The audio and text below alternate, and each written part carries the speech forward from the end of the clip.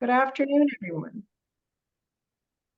Good afternoon, everyone, and welcome to the October 16th, 2023 Office of Administrative Hearings Advisory Committee meeting. I'm Susan Formaker. I am the Division Chief Administrative Law Judge for the General Jurisdiction Division at the Office of Administrative Hearings. Before we go further, we're going to discuss the meeting format and the interpretation feature. We would like one of our Spanish interpreters to please give instructions on how to access the Spanish channel.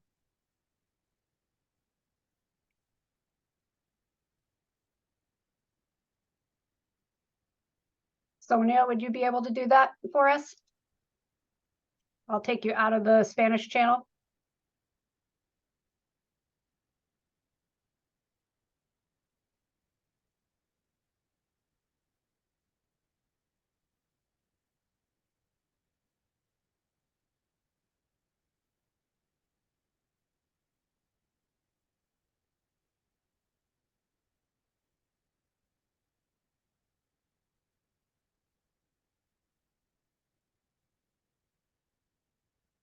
I think that we've. Dice interpretar. Ok, now. Okay. There we go. Ok. Muy buenas tardes a todos los participantes que quieran escuchar, que quieran participar en esta junta en español. Por favor, diríjanse a la parte baja de su pantalla, a la barra de opciones de Zoom. Opriman el globito blanco que dice Interpretation. Luego, después de hacer eso, ustedes pueden seleccionar su idioma, español, y luego Mute Original Audio. Gracias.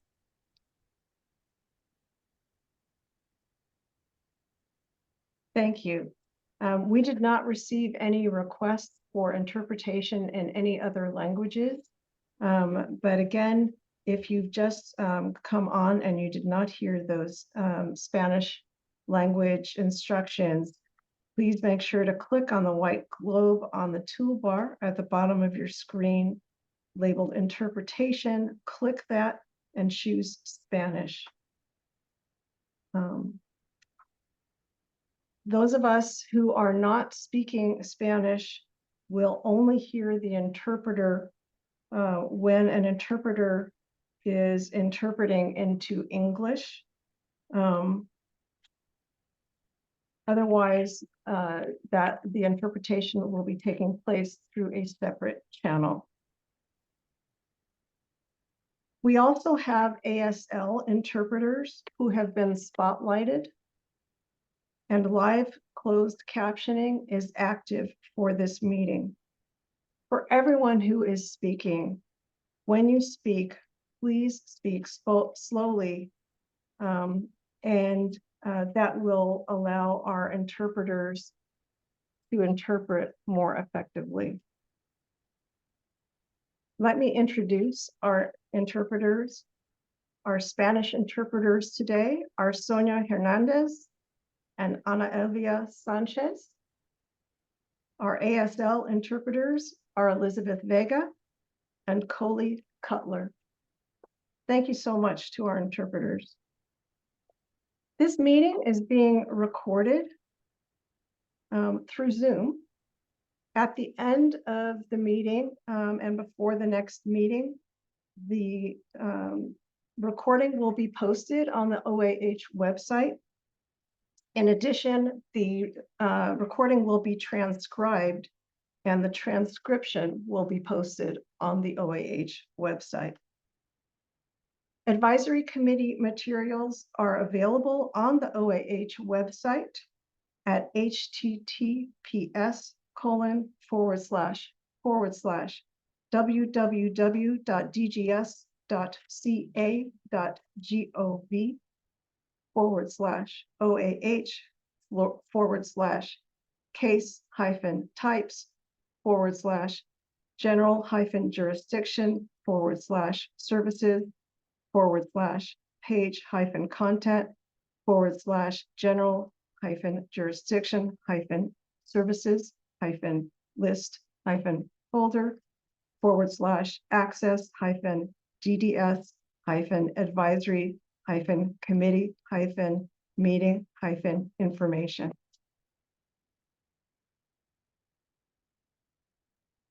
Next slide, please.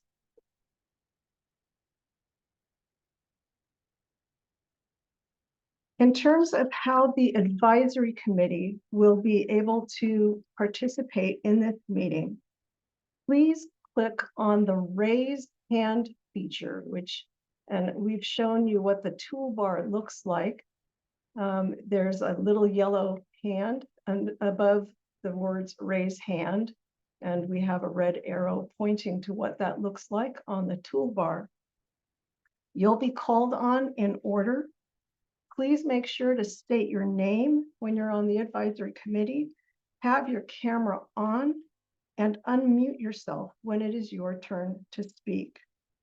If the control for unmuting yourself showing yourself on camera is not working, please raise your physical hand, and we will try to make sure that we see you raising your physical hand so that we can make sure that you are unmuted. We have an advisory committee member who is a multimodality communicator, and for that advisory committee member, he should click on chat and type his comment in the chat. Other advisory committee members should not be using the chat function.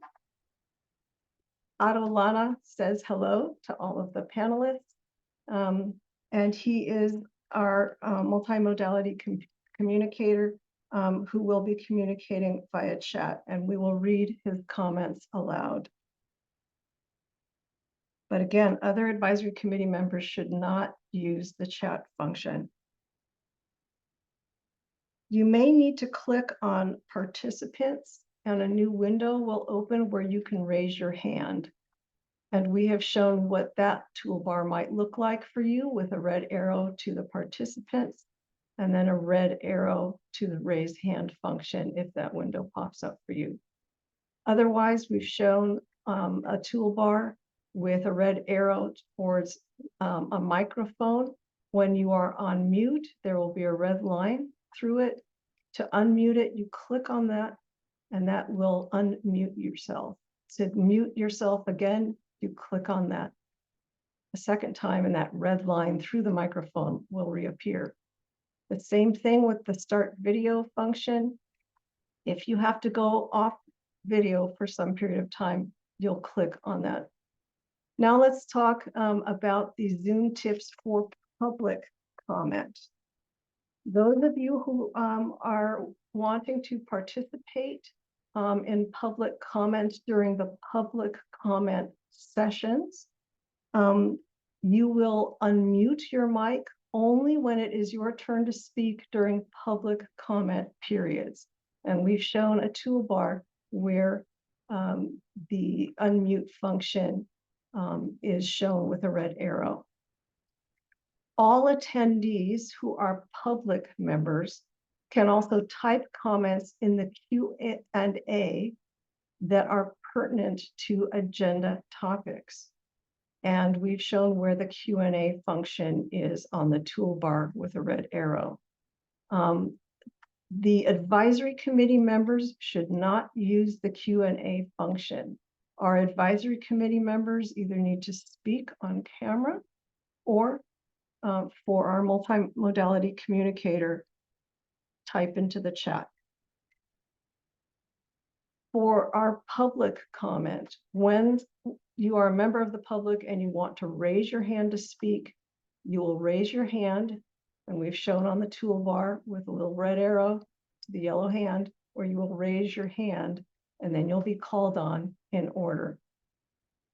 And for both the advisory committee members and any members of the public, when you need to leave the webinar, you'll push that red button on the toolbar that says leave. So the features may vary based on the version of Zoom and the device you're using. Some Zoom features are not available for telephone-only participants. Telephone-only participants can raise and lower their hands by pressing *9 on their phone keypads. Telephone-only participants can unmute themselves after they've been called on by pressing *6 on their phone keypads. For the public comment sessions only, each person's public comment will be limited to 3 minutes per agenda item, whether spoken or if written when read aloud. People communicating through interpreters will have extra time. The reason that we are limiting public comment to 3 minutes per agenda item is so that we can try to do our best to get through the agenda and still provide a fair opportunity for everyone to provide the comments they wish to provide. Next slide, please. So this shows where we've gotten through our agenda so far. We've welcomed you. We've explained the meeting format, the interpretation feature, the ASL interpretation, the introduction of the interpreters. We've explained that this meeting will be recorded and how to get materials off of our website. We've explained the Zoom webinar ideas, and we've explained about public comment. Next slide, please. So now I'd like to just give you an overview of the advisory committee meeting process. First of all, I wanted to emphasize the purpose of this committee. The OAH Advisory Committee was created by Welfare and Institutions Code Section 4717, and the mission of the OAH Advisory Committee is to assist the hearing office by providing non-binding recommendations for improvements to fair hearing and mediation operations. The committee is required to meet at least 2 times a year. So you may wonder how we got all those agenda items on the agenda, starting with agenda item number 9.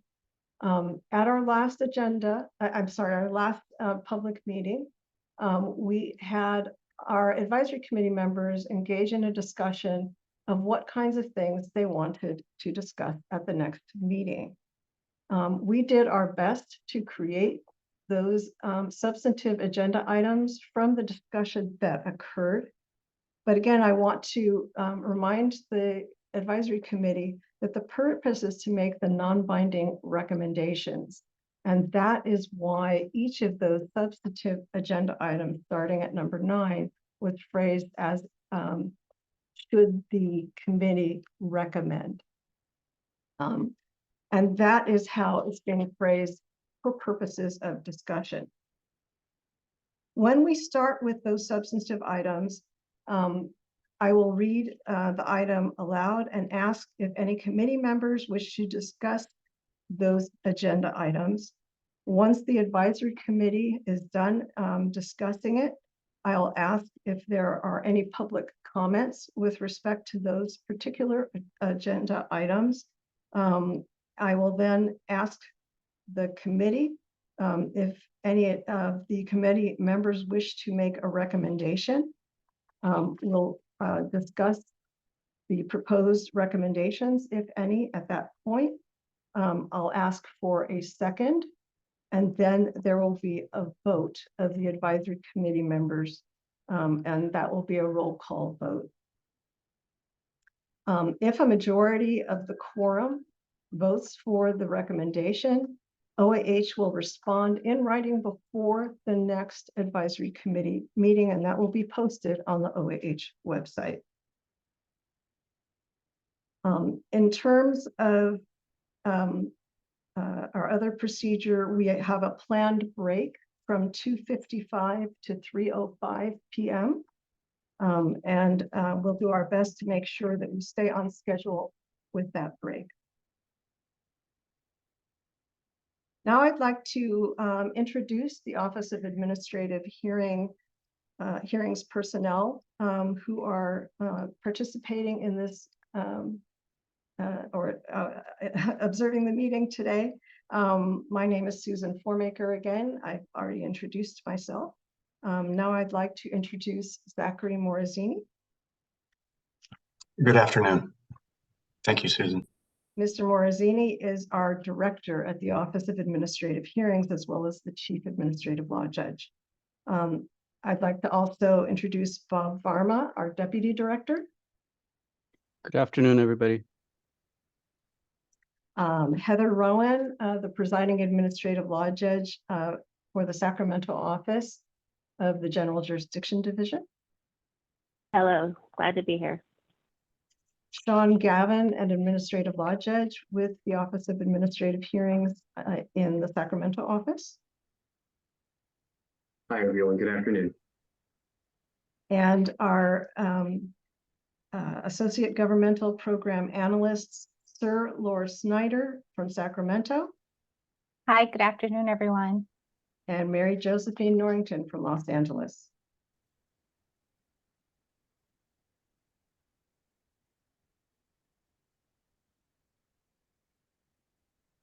I know Mary Josephine is there. Hello, right. good afternoon. I'm sorry, I was on mute. Yes, thank you, Mary Josephine. From the Department of Developmental Services, we have Pete Chervinka. Hello, everyone. Thanks for taking time to talk with us today. All right, so now we are going to introduce all of our advisory committee members, and that will also serve as a roll call for purposes of ensuring that we've got a quorum. Before we start with that, let me just explain that the Office of Administrative Hearings provided an opportunity for each of the advisory committee members to prepare a slide about themselves with their names and why they wish to be on the advisory committee and anything about themselves that they wanted to add. I want to just state that any opinions that are expressed in those slides are the opinions of the individual committee members, not the opinions of the advisory committee as a whole. For those who didn't have an opportunity to prepare a slide, there will be a placeholder slide with your name, and you'll have an opportunity to say something about yourself. So we're going to go in alphabetical order, and I'll call the name of each advisory committee member. And if you prepared a slide, go ahead and read it. If you didn't prepare a slide, if you wish to say a few words about yourself, please do so, but we need to at least hear that you are here. And we'd like to see your face on camera if you can. So we will start with Lillian Ansari. Good morning, everyone, or good afternoon. My name is Liliana Ansari. I am parent to 2 children at a Regional Center of East Bay consumers, 14 and 18-year-old. I'm also a disability advocate.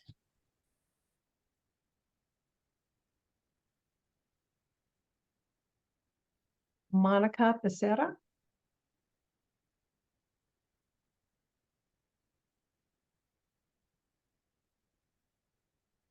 Is Monica Becerra here?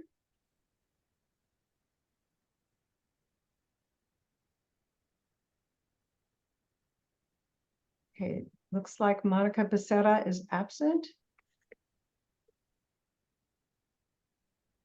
Jennifer Cummings. Hello, good afternoon. I'm the program manager for the Fair Hearings and Legal Affairs Unit at Inland Regional Center. And I have 22 years of regional center experience, including 13 of those overseeing our agency appeals and complaints. And I wanted to be on the advisory committee to contribute toward positive systemic change. And my personal goal is that the appeals process provides fair and user-friendly procedure for consumers, families, and regional centers. Thank you. And I would note that on Ms. Cummings' slide, there looks like there's a symbol for the Inland Regional Center. Before we go on, I see that Mr. Gomez has raised his hand. Did you have a question? Yes, I did. I actually had a comment about the earlier when we were going through the process and how this we can engage in the community part. I noticed that the chat feature is not available to them. And I was wondering why that decision was made and if that was something that can be considered, because I know in previous experiences that the chat feature can yield a lot of great information and comments, not necessarily the questions, which I know we can be featured in the Q&A, but it's a great source for insightful conversations that can provide themes that maybe we can be addressing. And just to respond on the process, the Q&A will be serving the same function as the chat function. It's to provide comment, but it's through it's designated Q&A, but it's to provide the written comment. Well, in my personal opinion, and here again, it's just my opinion, the Q&A are specific questions that people want to make, where the chat is an opportunity for people to weigh in and make comments or make an observation, if you will. That's not necessarily a question. Here again, I think that it's a different function and can provide us with some really valuable information, given the opportunity for our community to weigh in. One of the reasons in addition to that, I think it's important is that the community in many cases feel it's part of the stakeholder group and they're part of this process. And I think that that's one additional way that we can give them that opportunity to give an opinion or a perspective, if you will. All right, thank you for that comment. We're going to go back to continuing with the introductions. Let's move to the next slide. Darlene Dupree. Yes, thank you. My name is Darlene Dupree. I'm with the Association of Regional Center Agency. I wanted to be on the advisory committee because I am passionate about advocating for the rights and well-beings of individuals with intellectual and developmental disabilities. I actually have a personal experience. I have a nephew and an adopted brother who received regional center services. So advocating for individuals with IDD is something that is near and dear to my heart. I believe that this committee plays a crucial role in shaping the mediation and hearing process under the Lanterman Act, which directly impacts the life of individuals served or those that are seeking services from the 21 regional centers. And by being a part of this committee, I feel like I have an opportunity to contribute my expertise and insights to improve the mediation and the hearing process in a way that ensures fairness, accessibility, and support for all those that are served. So I'm happy to be here. Thank you. Thank you. All right, Fernando Antonio Gomez. Hi, yes, thank you. It's a great opportunity and privilege to be here. My motivation are these two young men on the screen. That's my son, who's both actually have special needs, but my son is currently a regional center. On the left there is a regional center client. In addition to being a dad, and Marty Omoto, I'm going to do a shout out to you. Thanks for the well wishes. But in addition to being a dad, the reason I'm really interested in being in this committee is that we are connected to the community that this committee represents. And I'm a dad, but I'm also a member of the communities. So I think it's an important voice that needs to be amplified. In many cases, it's not just my opinion, but the opinion of many individuals who have communicated their thoughts. So like I said, thank you for all that the OAH does, for DDS does, and of course, my fellow committee members. It's a pleasure and an honor to be here.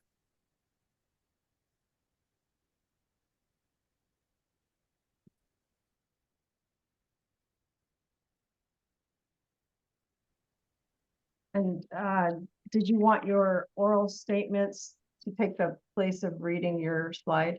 Yeah.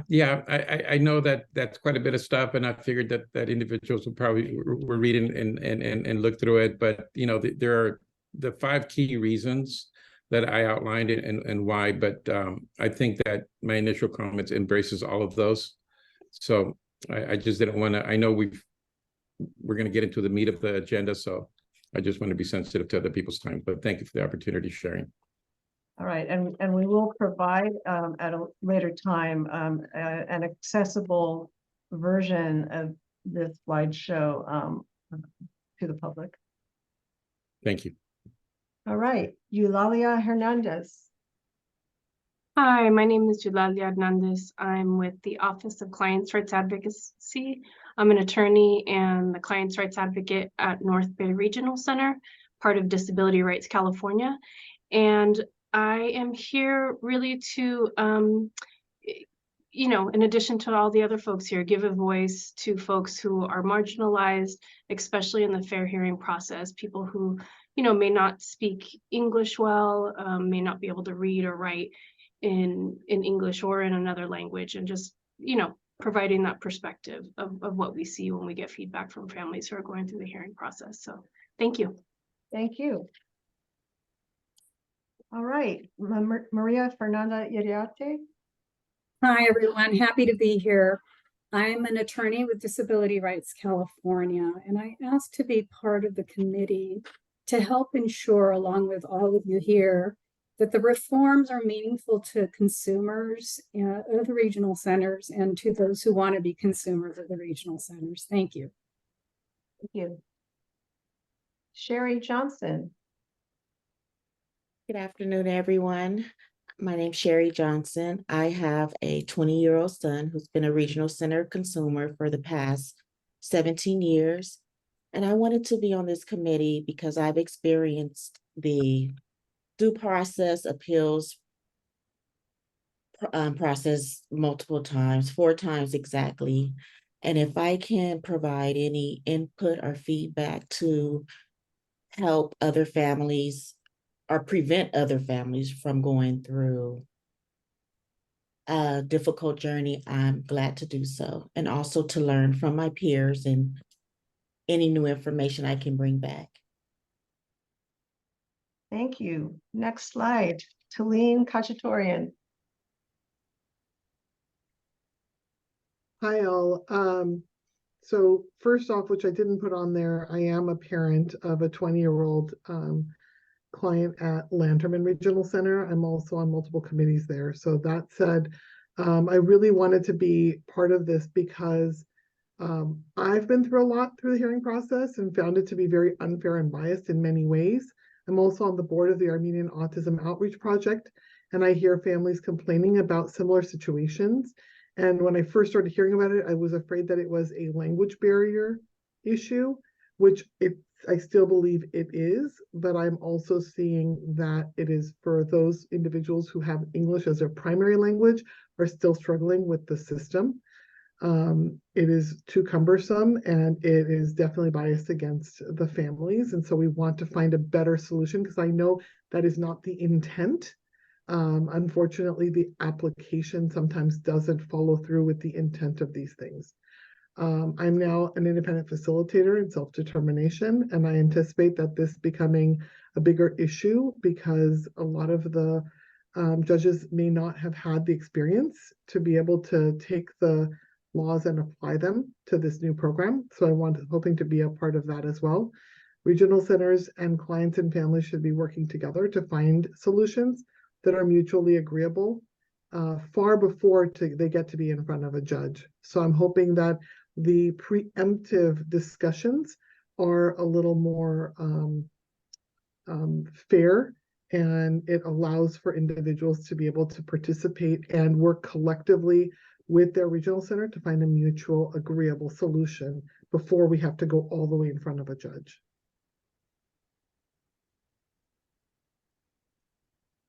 Thank you. Next slide, please. Susan, I want to point out Mr. Lana's comment in the chat box. Thank you. For you to read out loud. Thanks. Yes, please. It looks like he wrote, "Hello, everyone. Such a pleasure to be here. I preloaded a message in my iPad to go along with my slide, which my communication partner will read the caption and the image description." So first I'm going to read Otto Lana's slide, which states that I wanted to be on the advisory committee because it is important to have the input of opinions and lived experiences from actual consumers. Our voices are valuable. Our presence matters.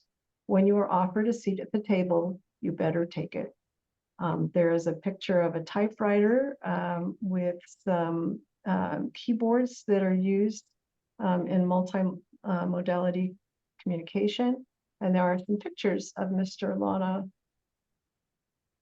All right, and I think that now, Mr. Lana, you wanted to have your person who's assisting read out loud?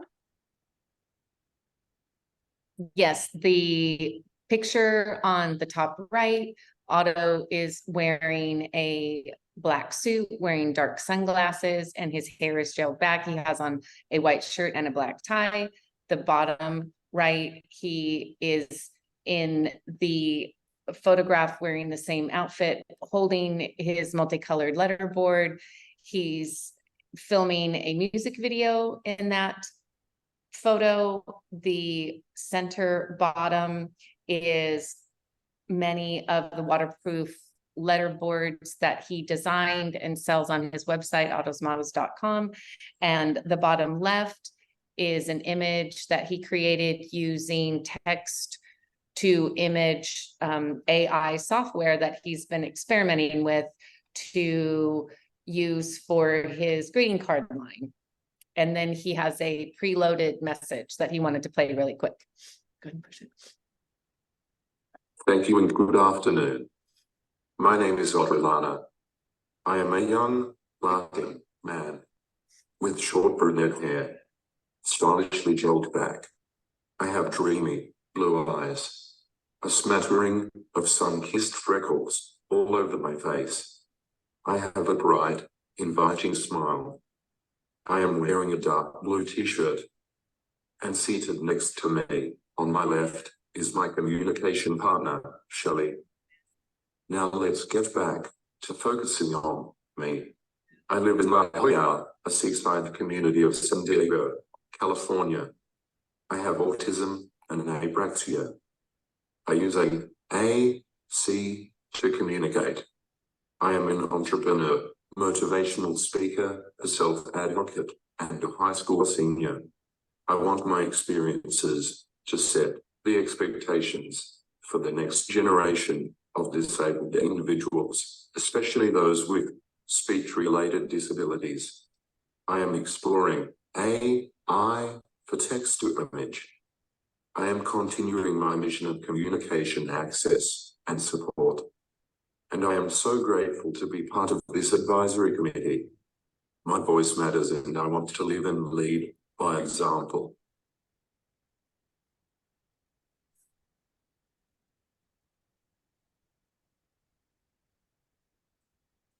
Thank you, Mr. Lana.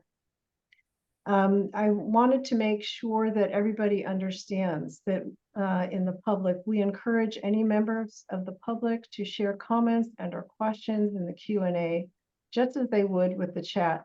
There's no restriction on what you can type in the Q&A.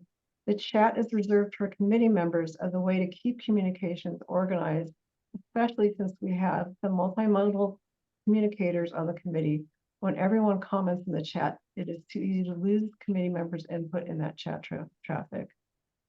Thank you. All right, next. Susan, it's Pete. If I can interrupt one more time, I want to ask our team to take a look. There's a comment about the volume of the Spanish translation. I want to make sure that we're troubleshooting a technical difficulty here. Thanks. Okay. And it looks like the team's on it. Sorry for the interruption. Thanks, Susan. Okay. Carola Camacho Maranon. Yes. Thank you so much for having me here. My name is Carola Maranon. I'm the parent of 2 young men and the Self-Determination Program Regional Center clients. And I did experience early in their lives the fair hearing process. I'm Hispanic. I was monolingual at the point I experienced the fair hearing. Later in life, I became an independent facilitator who works with monolingual Spanish-speaking families. We're facing the challenge with the fair hearings.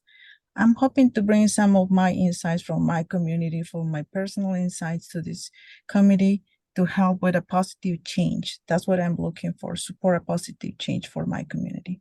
Thank you. Thank you. Anthony Marin.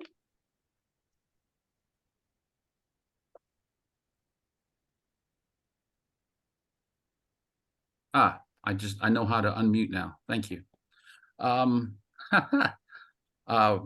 My name is Tony. I want to be on the advisory committee because I have an autistic daughter who I've known for quite a while, 30 years. And she's been, unfortunately, under the past 12 years, under a lot of intense pressure to be part of group homes and other programs by the North Bay Regional Center. And they've been quite, for the first 6 years, they went very poorly.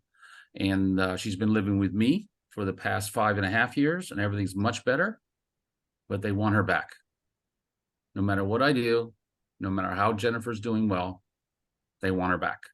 So I want to make sure, if I can join forces with all of you, is to ensure no other developmentally disabled citizen has the same. I hope I could cure my Jennifer's issues with this county, but also anywhere else. I want to help.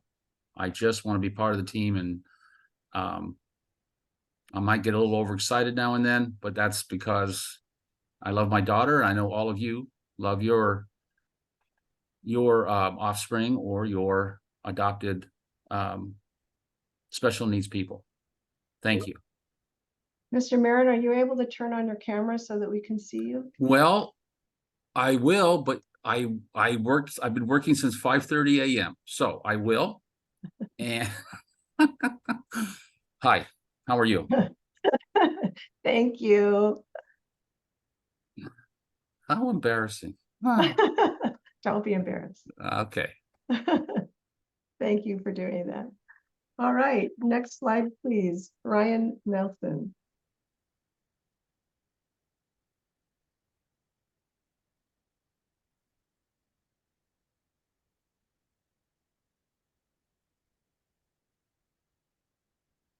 My name is Ryan Nelson. I'm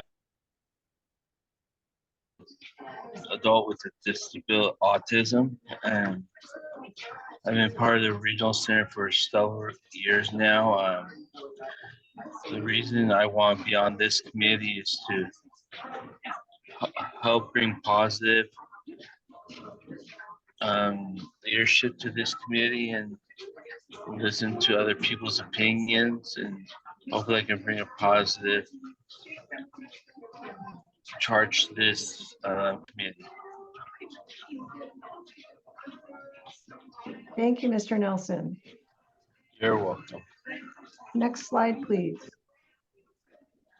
Jessica Quesada.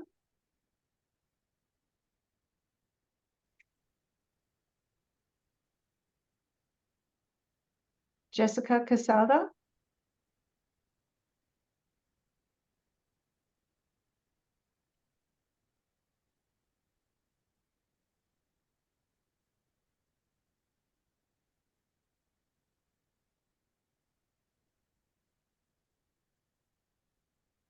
Jessica Quesada. Okay, Ms. Quesada is absent. Benita Shaw. Good afternoon, everyone. My name is Benita Shaw. I am a single mother of two amazing boys. My youngest is 2.5. The reason, the purpose of I'd like to be on this committee is for several reasons, but one is to be the voice of individuals that are like my son, who's non-speaking, that does not have the words to be able to do it himself, and also to share my struggles of a Black woman raising a young Black man in the system who has autism, and knowing the disparities that have happened with me and my son in the system and services, to bring those experiences here and also to learn from fellow colleagues. So I thank you for this opportunity. Thank you. And Ms. Shaw, are you on the phone? Is that why we can't see you? No, dear, I've had my camera on since you've been speaking and it started the meeting. I'm sorry, I can't. I am pinpointed, so I've been on camera. Okay, thank you. Absolutely. I've been scrolling and I haven't been able to see your face.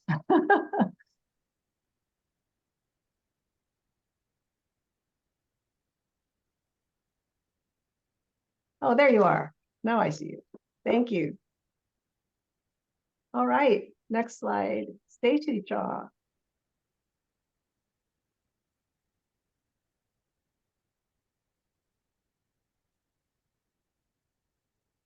Stacy Shaw.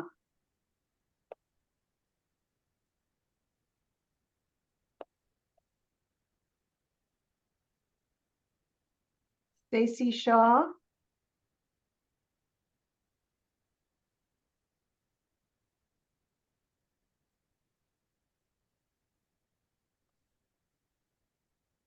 All right, it appears Stacy Shaw is absent. Next slide, please. Nina Spiegelman. Hello, my name is Nina Spiegelman, and I am the Policy Director for Disability Voices United, also known as DVU. And I'm also the parent of a 27-year-old son with autism served by Regional Center of the East Bay. DVU is a statewide advocacy organization directed by and for people with developmental disabilities and their family members. And we were part of the coalition. This is going back last year and beyond, part of the coalition leading the charge for fair hearing reforms that led to the statutory changes that brings us all here together today. And that effort to get the fair hearing reforms, it was propelled by unbelievably amazing community engagement. And I am so thrilled to see the public participation in this meeting today.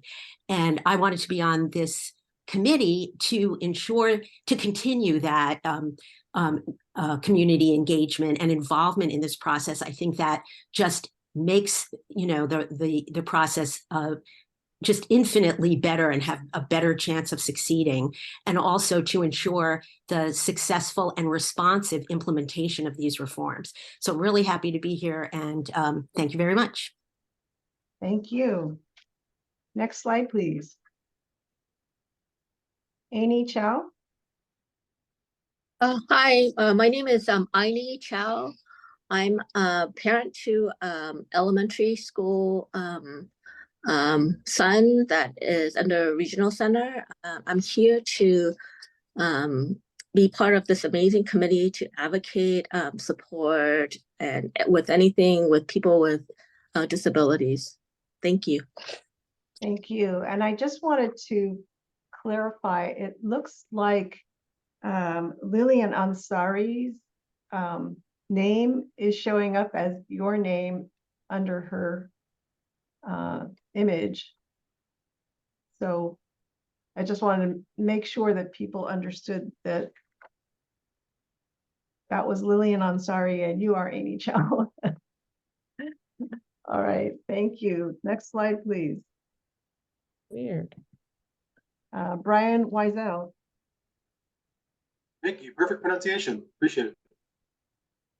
My name is Brian. I am the attorney for the State Council on Developmental Disabilities.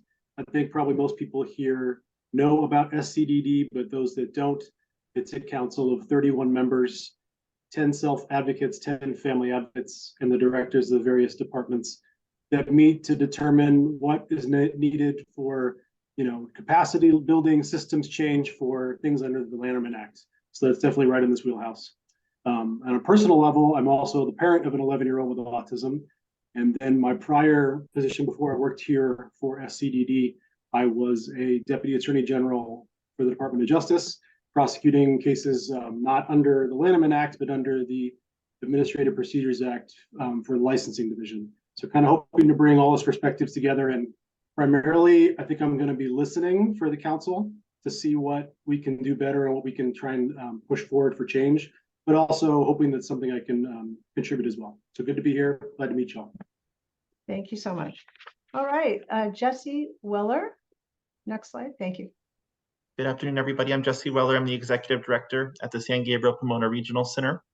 I specifically joined this committee because I fundamentally believe that our service system at large is in a state of transformation, and there's a lot of exciting initiatives across the state and a lot of good networks and partnerships between regional centers, the department, and all of our community-based organizations and advocates to help with change, help with transformation, innovation, and anything we can do collectively to address service access and equity and disparities with the regional center perspective is why I wanted to participate and be a part of this. So thank you so much for having me. Thank you. All right, next slide. Sylvia Ye. Hi, my name is Sylvia Ye. I am the Executive Director for Friends of Children with Special Needs. We are located in Alameda County and Santa Clara County. So it belongs to RCV and San Andreas Regional Center. Prior to coming to FCSN, Friends of Children with Special Needs, I have 10 years experience working at either San Andreas Regional Center or Regional Center East Bay. So I have the experience in the regional center system and also with a community-based organization, a nonprofit organization. And I'm hoping to join the committee to really, decrease the social and racial injustice especially in the Asian community. And I'm hope to bring resources and make it easier and for them to access the service they are entitled for.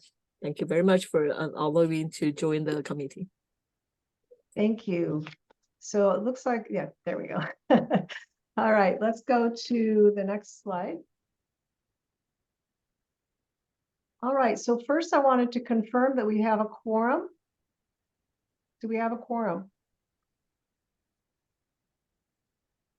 Judge Rowan? We have a quorum. I'm sorry, we have a quorum. We Thank have you. 18. Thank you. Thank you. All right, so now we're moving on to agenda item number 6. Just wanted to quickly go over the expectations of our members. We expect our members to attend as many of the meetings as possible. We're going to engage in a respectful discussion. We may disagree with each other on the committee, but the purpose is to make recommendations to OAH to improve the hearing and mediation operations, which everyone on the committee has a mutual interest in. This meeting is subject to the Open Meeting Act. That's item number 7. It is covered by the Bagley-Keene Open Meeting Act. The members have been provided a link to that act, and it's also on the OAH website. I just wanted to emphasize again, as I emphasized in our last meeting, that it governs how the committee operates both during the meeting and in outside activities among the advisory committee members. Moving on to number 8 on our agenda, I wanted to make an announcement that OAH with DDS is planning its annual training for the ALJs. This is required by Welfare and Institutions Code section 4712, subdivision B. And DDS and OAH are seeking the advice of stakeholders on the training materials and subjects. So that is something that can be provided to OAH and DDS. In addition, we wanted to let the advisory committee members know that they will have an opportunity to suggest additional agenda items before the next meeting to OAH in writing. So moving on to our next agenda items, which are the substantive agenda items. I just want to emphasize again that these agenda items were created by reviewing the last meeting transcript and trying to compile from that what the advisory committee seems to wish to discuss in terms of recommendations. We did the best that we could from that. Again, this is a rough outline of what those issues were identified as by the committee. And we will go through these one by one and engage in a discussion. And the public will have an opportunity to provide public comment after each of these substantive agenda items. Mr. Gomez, I see that you have your hand raised again. Yes, but it's in regards to this point. So when you're ready for conversation, I'd be happy to make a comment at that point. Okay, So I will read number 9 aloud, and then as the advisory committee wishes to speak, remember to raise your virtual hand, and then you'll be called on in order. So number 9 is whether the advisory committee should recommend that it be provided with more information on the changes that were made to the Lanterman Act mediation and hearing process through presentations or otherwise. All right, Mr. Gomez. Yes, thank you once again for this opportunity, and thank you for capturing a lot of these elements that we'll be discussing in the following points. But as it pertains to this one, there were several stakeholder groups and really a coalition of individuals who were instrumental on bringing in the fair hearing reform. And I believe that this advisory committee can benefit from hearing from them via presentations. So if we were to be able to, in these type of meetings, provide an opportunity for these groups to present their perspective, their point of view, and insight, if you will, I think it will be some valuable information for all of us. In addition to that, impressive participation today and the amount of individuals here. And I know that the community is very vested in being part of this process. We've seen throughout the last several months, the progress that's been made. And I know OAH has really made a significant difference. I've been in part of quite a few hearings to really just to monitor and firsthand see the interactions, and I have seen progress. There's a lot of work to do, but I've seen progress. But I say this is because there are 3 key stakeholders. There is in a hearing, and I know it's the whole process, but specifically in a hearing, there is the presiding judge, there is the individual who's there to plead their case, and then there is the regional center representatives to also provide their perspective. What I'm not really seeing is, I know there's some representation on this committee, but I really don't see a more concentrated effort to bring that regional center perspective and accountability, if you will, into the foray. And I was wondering, in addition to the presentations, how we may be able to better accommodate that ability so that there is a more balance on the key stakeholders' perspective, even though I know that there are other stakeholders as well. Thank you. And Mr. Gomez, can you lower your hand now? Thanks. All right, Ms. Spiegelman. Hi, thank you. I guess, I would definitely second what a lot of the points that Fernando is making. But I would say, yeah, to me, I don't think we can have too much information. And I guess, this could be a lot of different things on the more information on the changes. But I think, and this may be covered in some of the other, substantive topics, but to get for the committee and also the public to hear, especially from OAH on, here are the changes, here's our take on those changes, here's how we're, how that affects, the conduct of hearings, or, any amount of information on both the macro systemic level and the micro level of the way people feel about their attendance at hearings is super valuable. So I don't think there can be too little information. Anyway, thank you. Thank you.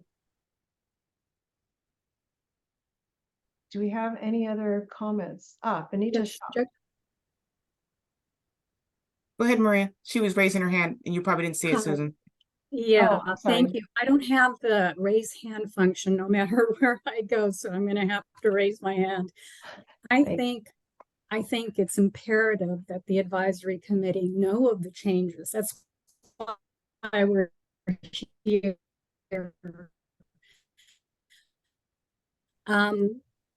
Certification section, we have information on the changes. It's also incorporated in our rights under the Lanterman Act manual.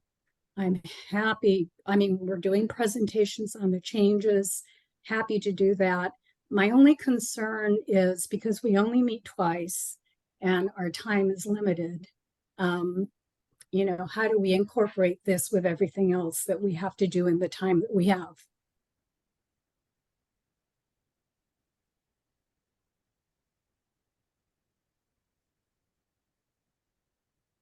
All right, Ms. Shaw, did you still wish to speak? Yes, thank you. To Maria's point, I think that when she brought up about the time span and having the two meetings, and the presentations will probably be few and far between. So I think also sending something that in regards to what we could have with the changes and how the process is via email to be able to review those things ahead of time, unless we decide later on we're going to have more meetings. But I think how could, as a committee, be able to, for us to be able to do what we need to do correctly if we do not know what the current changes are in regards to the mediation and the hearing process. But I think it needs to come both ways prior to not just the presentation, but other means for us to be able to review and know that information. Thank you. Thank you. Mr. Gomez. Yes, expand a little bit about what Benita and Maria were talking as well. I believe that it's also important for the committee to understand why the law was passed and why the changes. But also, I think it's equally as important to as we share this information and you share with us the progress that's been made. What are the metrics? Are the metrics being reached? Are we looking? Are we having the outcomes that we're expecting? And how is it that we're able to kind of make sure that we reach those milestones, if you will? And here again, because of the lack of meeting more frequently, and I hope that changes, that it'd be imperative that we're able to access this information on a more frequent or regular basis.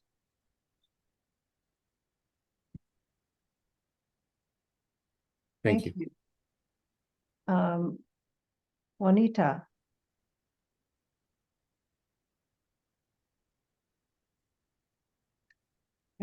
I see a raised hand from Juanita.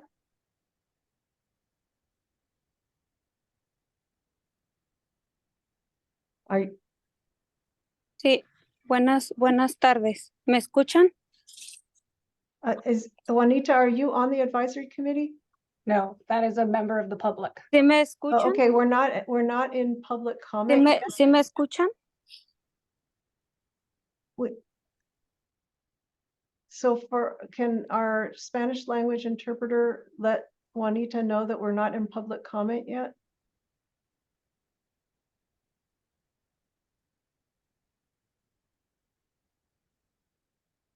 Está bien. Okay. All right. Are there any other comments from the advisory committee?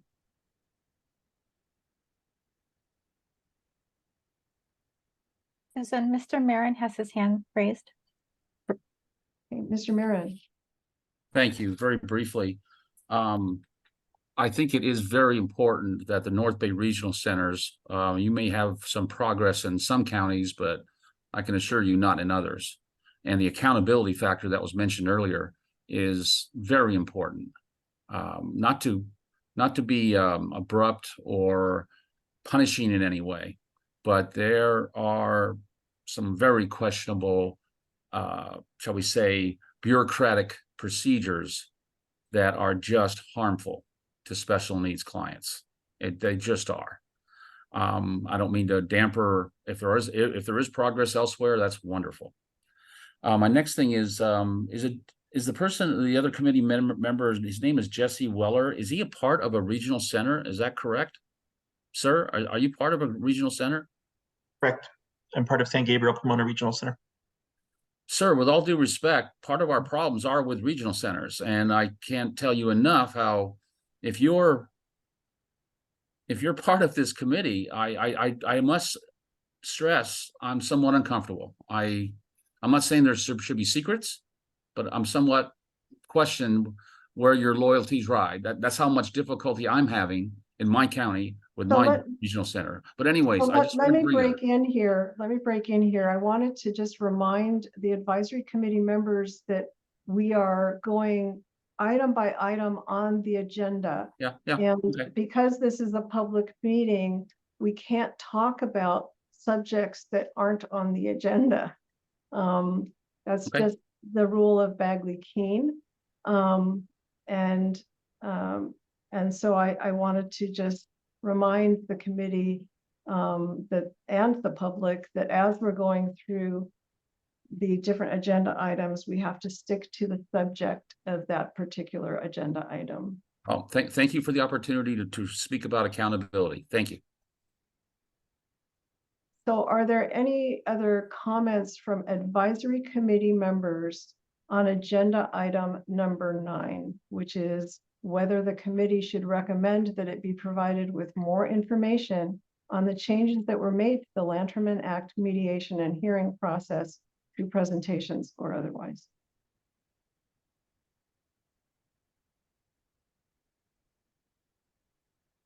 Yes, Mr. Susan, I Gomez. see Mr. Gomez.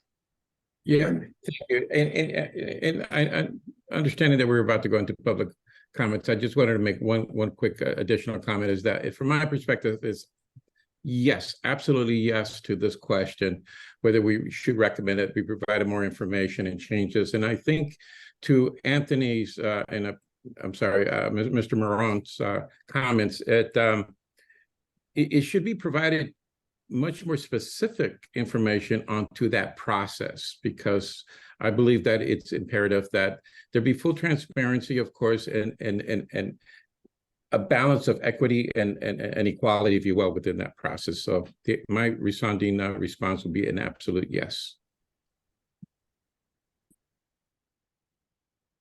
Thank you. Any other comments from the advisory committee members?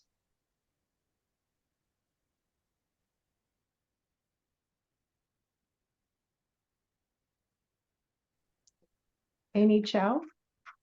It's Lilian. I don't know why our names got switched. So Oh. this has never happened to me. I'm new to the committee, trying to still kind of catch my bearing and figure out what we're all doing. But my question is this information that's publicly available and lives somewhere? I'm a little bit puzzled about why we're actually even posing the question. Like a lot of people said, of course, more information is always power and it's important, but does this information live somewhere publicly? Is it available to everyone where we could just go and kind of read up on? So once again, the purpose of the advisory committee is here to make recommendations. And so if the advisory committee wants to make recommendations for certain types of information to be made available to the committee, then someone on the committee would need to phrase a motion for a recommendation to that effect. And so I can't tell the committee how to proceed. I'm only able to facilitate this conversation. So are we at the point where we motion a recommendation? Well, one moment, I see that Mr. Lana has stated, we are all here because when we know better, we do better. Okay, before we move into having a motion made, oh, I see there's other raised hands.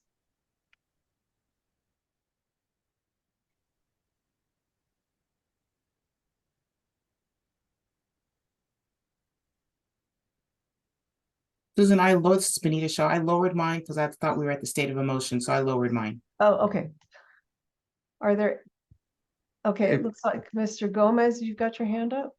Yeah, same thing. I believe if we were to be at that part where we were to make a motion, then that's one of my comments, but I'll wait till you're ready for that motion. Okay, let's move to public comment.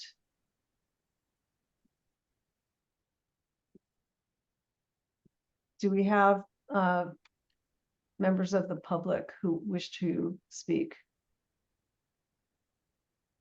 Susan, this is Sean Gavin. I do see Juanita has her hand raised, followed by Quality Assured Training and Advocacy Hill. So we'll start with Juanita, and this is just a reminder of the 3-minute limit on public comment.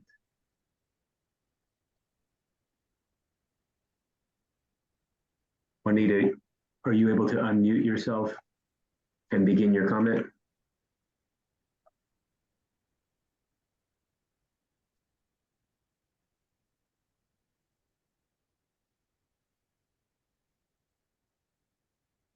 ¿Sí me escuchan? Bueno, ¿sí me escuchan? All ¿Sí right, me escuchan? I can hear the comment, but we'll need to have one of the Yes, we Spanish can. language interpreters join.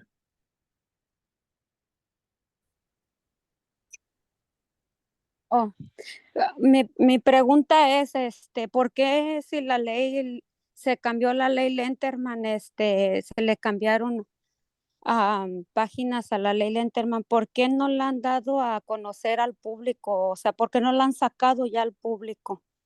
Esa es mi pregunta, porque lo estamos esperando con ansias, porque la ley Lenterman nos ayuda mucho pues a lidiar con los sistemas. Un momento, por favor.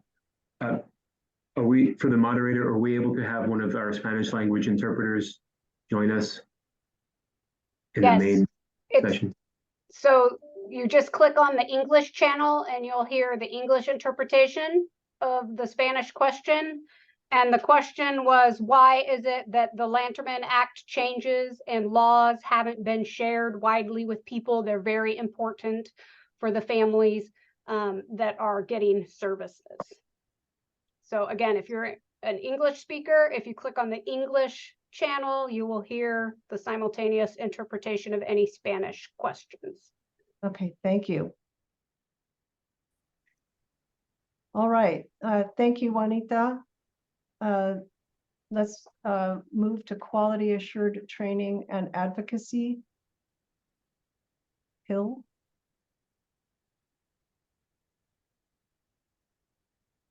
Hi, my name is Tambora Hill, and I agree. I believe that first I'd like to say I agree with Mr. Gomez that it's important that all of this information is shared, not only by presentations, but also by enabling chat. We're a community of learners and we all learn different ways. So the more information we have, the better it is for us to address whatever issues we're facing. So I think if the advisory committee has this information presented to them, they're able to have something that comes from a place where they can all make a singular thought or a singular judgment. They can assess the information for themselves and be able to make a better decision on how to proceed. Thank you. Thank you. Susan, I also see a hand raised by Felicia Ford. Ms. Ford? Good afternoon. Thank you all for assembling this meeting and this committee. It is so important. And I'd like to know if the actual concerns of the committee members and the community that brings their concerns quietly to the committee, if this is actually able to change the policies and the procedures that are allegedly being followed with the Office of Administrative Hearings. How far can this committee go to affect change? Thank you.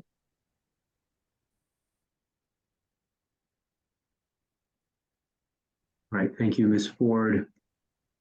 I also see a hand raised by Marty Amoto. Hey, thank you. I don't know if you can hear me. Can you hear me? Yes. Yes, we can. I had trouble with my computer. Marty Amoto, I'm a parent, also a family member, and also CDCAN, California Disability Aging Community Action Network. First of all, thanks to the committee, all the members for everything you're doing here. I just want to just echo the comments made on agenda number 9 by the advisory committee members. And I really think it would be important for the committee to not necessarily to get more information about the changes made, but really about how are those changes being implemented? What is working, what is not? How can they be fixed? I think the whole idea is to really provide the oversight and to work together as partners to make things better for all of us. And that would do that because legislatures pass changes in law. I used to work for the legislature, but there's always a question about how are those laws being implemented fairly and also in the right way. And also if there can be changes made to those original changes because something didn't work. So I really would emphasize that is a really critical piece of this, and it restores faith for all of us that a process can work when even if it doesn't always work initially, we can fix it. And lastly, well, we're on agenda number 9, so I won't. I'll reserve my other comments for later. Again, thank you everyone for your work.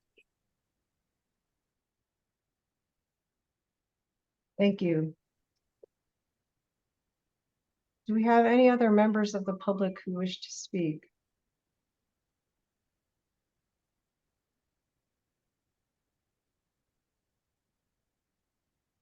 Susan, we had some questions written out, and I don't want to speak out of turn. I wasn't sure if Zur was planning to read those questions if they pertain to number 9. Sorry for the noise. There's police activity outside. I apologize. If it looks like it's pertaining to this item, yes, please, if you could read those.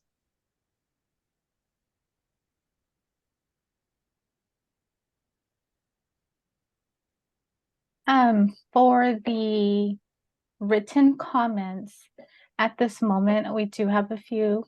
The first one is, how do we find out about these name changes? Does Regional Center inform us before our hearing? And that was submitted by William Del Rosario. The next comment is from Felicia Ford, and it reads, will there be responses to our questions?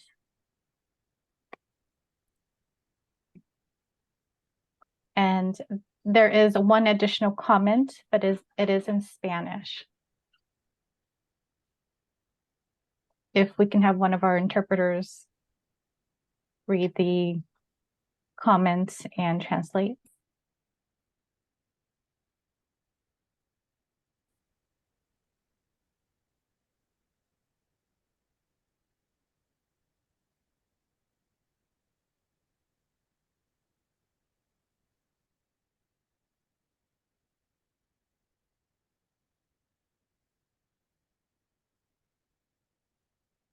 Yep, that's correct. Thank you very much. And I will share the directions for how to get to the Spanish channel with her.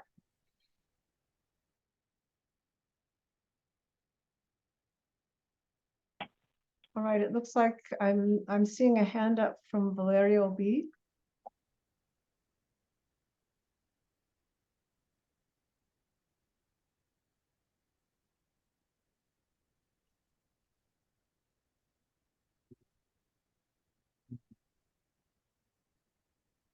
Hi, good afternoon, everyone.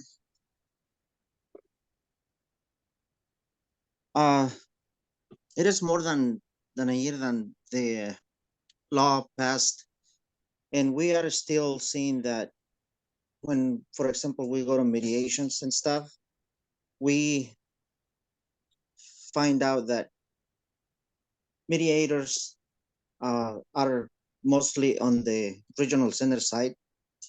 I think that this is just my opinion, but it looks like they have not been trained properly yet on how to conduct themselves during a mediation meeting. And because they seem to be on the regional center side, our community is suffering a lot, just as they were before the law got passed.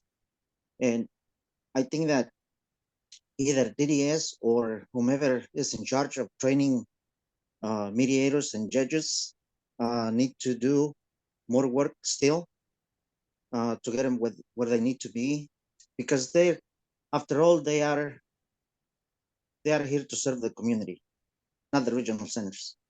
Thank you. Thank you, Mr. B. I just want to emphasize again that because this is a public meeting, it is governed by the Bagley-Keene Public Meeting Act. And what that means is that, or Open Meeting Act, and that means that we have to stick to the subject of a particular agenda item when we are having comment on that agenda item. I know that seems very formal, but that is the way that the act reads. And it's to ensure that what an advisory committee that is made by law is transparent in how it operates. There will be an opportunity at the end of this meeting, even if we don't get through all the numbered agenda items, for the public to provide general comments within the scope of the advisory committee's authority to act. And so let's try to stick to the subject of each item as we're going through it. And again, I know that's really feeling very formal, but that's the way that the Bagley-Keene Open Meetings Act works. All right, are there any other comments?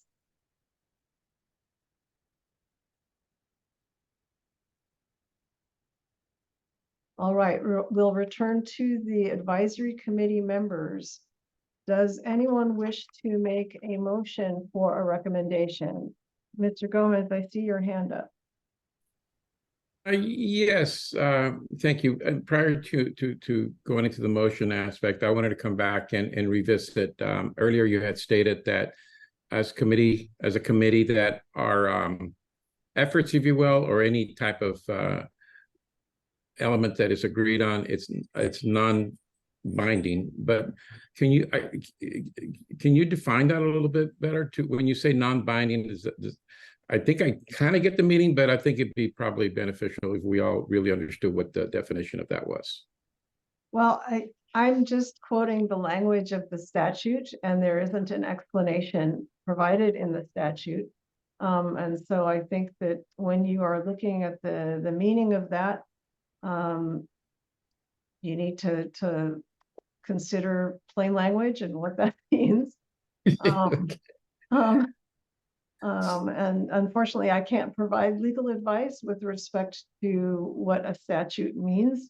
But the statute, and again, this is Welfare and Institutions Code, section 4717, states that the advisory committee is to assist the hearing office by providing non-binding recommendations for improvements to fair hearing and mediation operations. So then my interpretation would be that the elements they're discussed and voted on can pretty much, be incorporated as it makes sense. So there is some value and there is some substance, if you will, to being in this committee and having this discussion, because it can really make impact systemic change, from what I understand.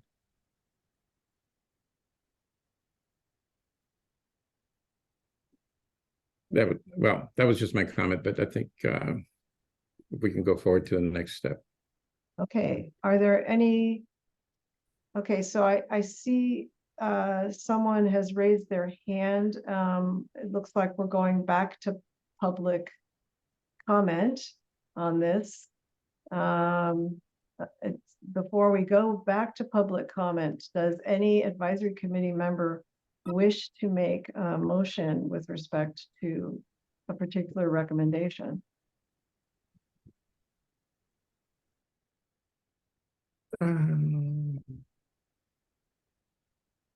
It looks like Jennifer Cummings. Hola, buenas tardes a todos. ¿Sí me pueden escuchar?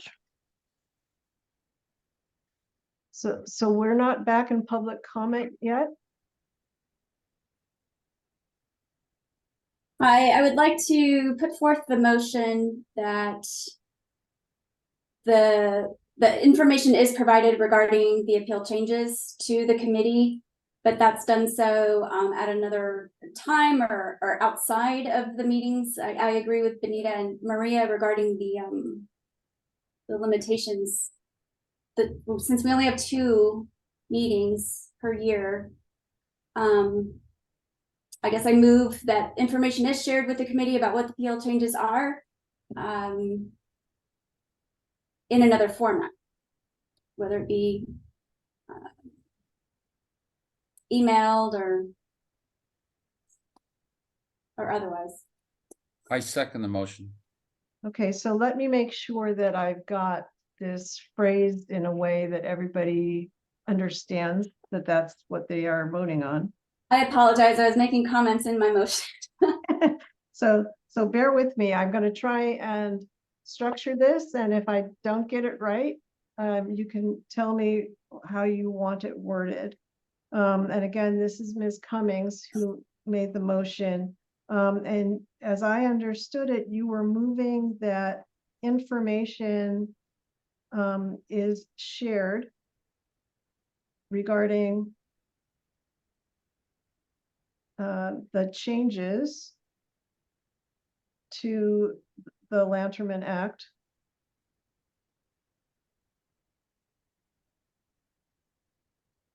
in a form outside of the advisory committee meetings.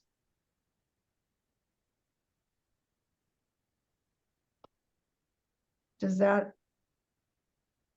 say what you were trying to move for? Yeah, it does. I'm sure there may already be written materials that can be shared. I don't know if it needs to be a training presentation per se. Maybe perhaps other members can provide input.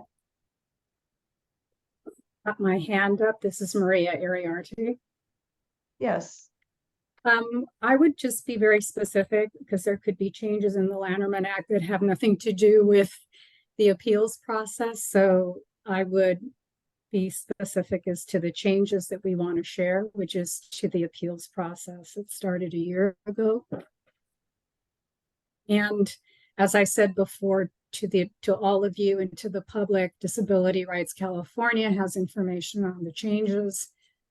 If you go to our publications section, Regional Center, you'll find that information. Reach out to us.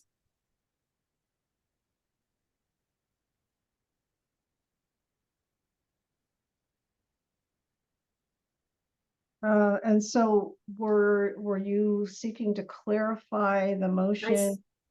Yes, so I that, sought to clarify the language, because I think what you had said was changes to the Lanterman Act without being specific as to the appeals process, because there could be other changes that have happened in the Lanterman Act that have nothing to do with why we're here.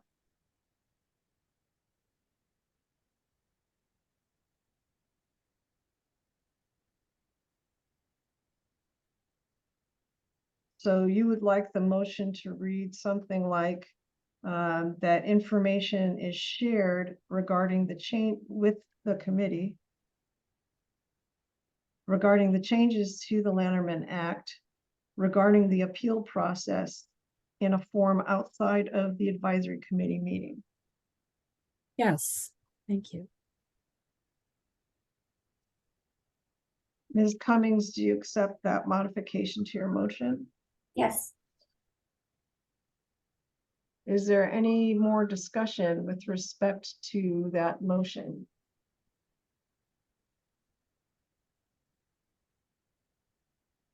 I have my hand raised. I'm not sure if you can see me or not. Okay, Mr. Gomez. Yes, thank you. And I just want to also comment that I've had my hand raised several times, but somebody keeps taking it down. So I'm not sure if it's a technical glitch or if that's done intentionally, but I just wanted to bring that to your attention. So in adding a little more depth into the motion that's on hand, my interpretation was that the information not just be provided on the changes that are made to Lanterman Act as it pertains to the hearing and mediation process, but the actual information on the process of implementation of these changes that they be made available. And of course, I believe it should be made to the committee, but also it should be made available to anyone who's interested in seeing that information, any member of the public. So that that would include whether it's a landing page on a digital platform or via other means where individuals can obtain that information. The second part of that would be also in the spirit of providing other entities who are interested, whether it's other stakeholders, other groups, the ability to come in and present to the group as well. Thank you. Okay, so Ms. Cummings, did you want to accept any of Mr. Gomez's suggestions as a friendly amendment? And if so, how did you wish to phrase it?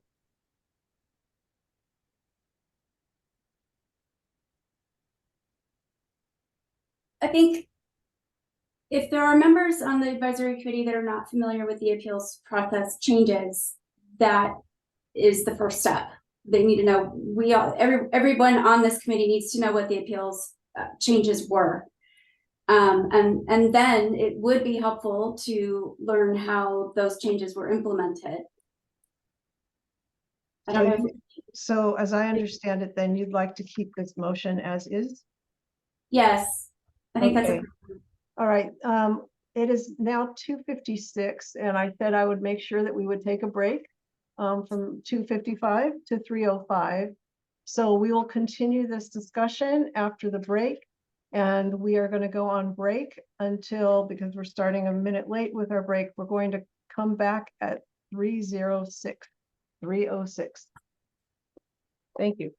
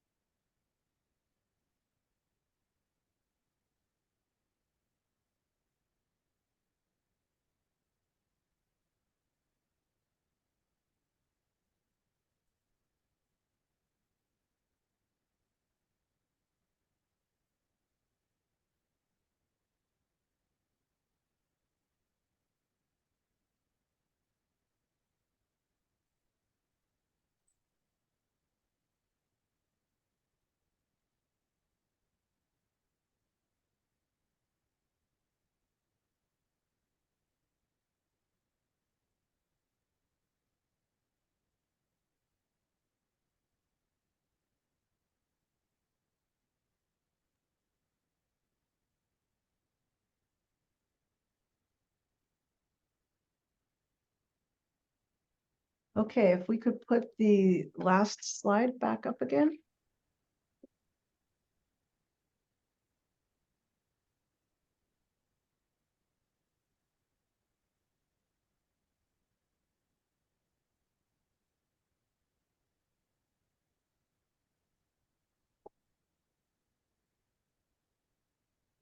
This was slide number with item number 9 on the agenda.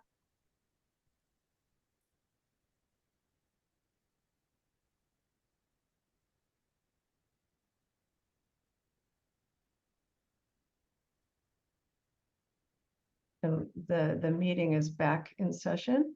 It's 3:09.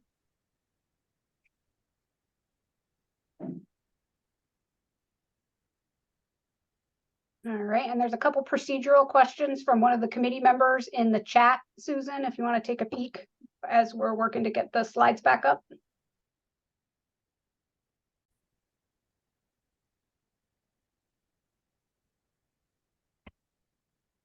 All right, so there are comments in chat, and I would remind the committee that the chat was not to be used except by our multimodality communicator as an accommodation. And so we'll need to take whatever comments are in the chat orally from the committee members. Also, I want to emphasize that the Q&A is not meant to be interactive. It is meant for comments from the public. And those are to be read aloud. And it's not meant to be interactive between advisory committee members and the public or anyone from DDS or OAH and the public. You know, again, I know that seems very formal, but this is the way that things operate under the Bagley-Keene Act. All right, so I'm going to call on Ms. Kachadorian. Thank you for giving me a moment. So I'm trying to understand the procedural piece of all of this. And so my first question is, does this committee have the opportunity to have a chair? Or is that not part of this type of a committee? Because every committee I've ever been on, even advisory, has a chair. Welfare and Institutions Code Section 4717 has no mention of a chair. Okay, so who decides what order we just have these questions in? Because they seem to be out of any logical order, because I think that some items are time sensitive. We have 90 minutes left and we still have a whole slew of items to go through on the agenda for today. And item number 17, which is the frequency of the meetings, if the frequency changes, it may change a lot of the decisions that are made on the other items, including this specific one. I'm just wondering how that works and if we can do them out of order. If the committee wishes to take items out of order, then if the committee, someone on the committee wishes to make a motion, we'll deal with that motion. It'll be voted on by the committee. This is Maria Iriarte. I make the motion to allow that the questions be read out of order. And I'll second it. I second that, and also that, and more specifically, that we move up item 17 to right now, so that we know if we're going to be having additional meetings, as Talene said, that will affect, how we respond to some of the other ones and the urgency of some of the other things. So I really think we should move that one up to right now. Ms. Iriarte, do you accept the amendment to your motion that Ms. Spiegelman has made? I think they've made wonderful points, and yes, I accept. All right. We had another motion that was currently outstanding. Did you want to table that motion until we hear the motion to take number 17 out of order? Yeah, table the motion on 9 until we hear 17. Yes, thank you. Ms. Cummings, are you willing to table that motion until we deal with the motion about taking number 17 out of order? Yes. Okay, so the motion regarding information being shared on the changes to the Lanterman Act regarding the appeal process in a form outside of the advisory committee meeting is tabled. And we will now consider Ms. Iriarte's motion to allow number 17 on the agenda to be taken out of order, which was seconded by Ms. Spiegelman, and Ms. Iriarte agreed with the amendment that was suggested. All right, so now we're going to take a vote on, I'm sorry, we need to have any further discussion from the advisory committee.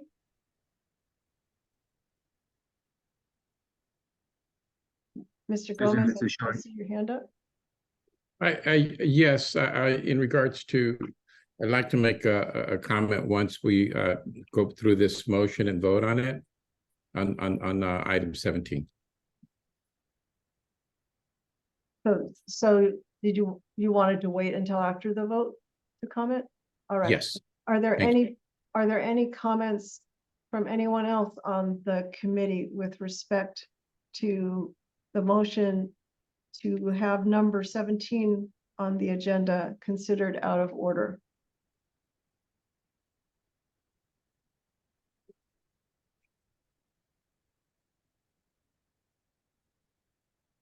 All right, are there any comments from the public with respect to having number 17 on the agenda considered out of order?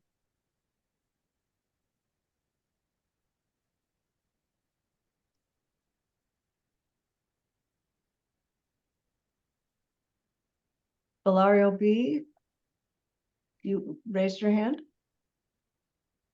Yes, I think we should revise it now. And I'm okay with taking it out of order. Thank you. Any other public comments?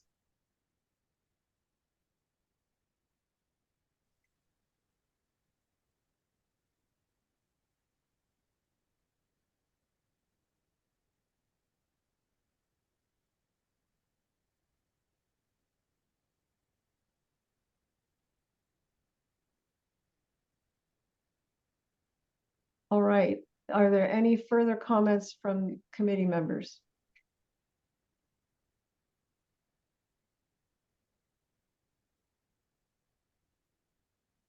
All right, let's take a vote then on the motion to allow number 17 on the agenda to be taken out of order, to be considered out of order. Lillian Ansari, are you in favor? Yes, aye. Monica Becerra? She was absent. Jennifer Cummings? Aye. Darlene Dupree? Aye. Fernando Gomez? Yes. Eulalia Hernandez? Aye. Maria Iriarte? Yes. Sherry Johnson? Yes. Talene Kachadurian? Yes. Otto Lana? He wrote aye. Carola Camacho Maranon? Yes. Anthony Marin?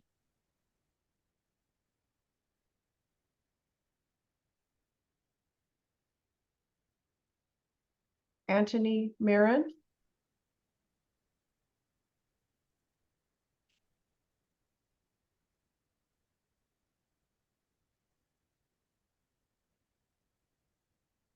Anthony It wouldn't, Marin? you know, and I'm just, you know, we're already grasping at straws, right? So that's all. Yeah. Okay.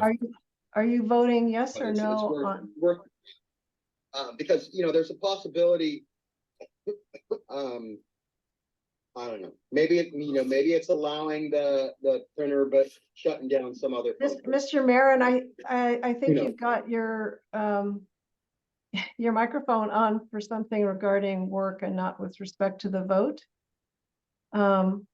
We are voting on whether number 17 on the agenda should be considered out of order.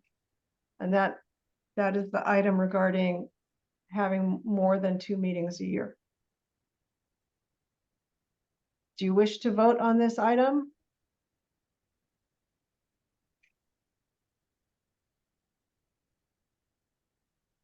Mr. Marin is present, but he is not voting. We'll consider that an abstention. Ryan Nelson? Yes. Jessica Quesada? I think she was absent. She's absent. Benita She's Shaw? not here. Yes, yes. Stacy Shaw? Absent. Nina Spiegelman? Yes. Annie Chow? Yes. I'm sorry, I couldn't understand what you just said.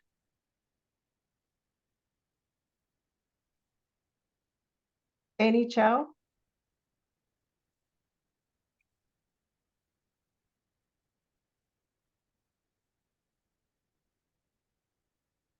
Is Annie Chow still there?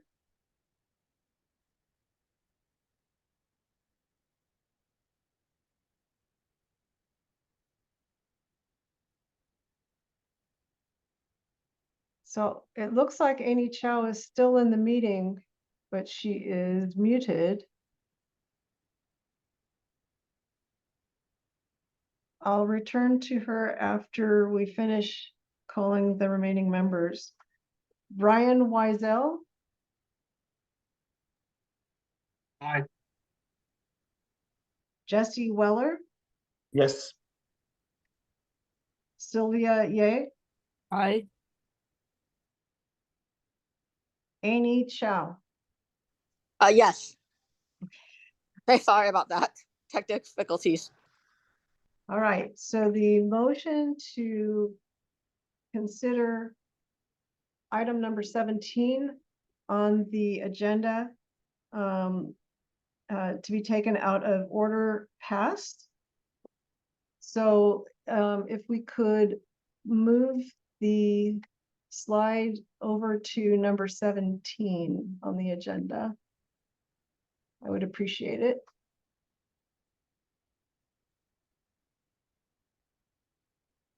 Thank you.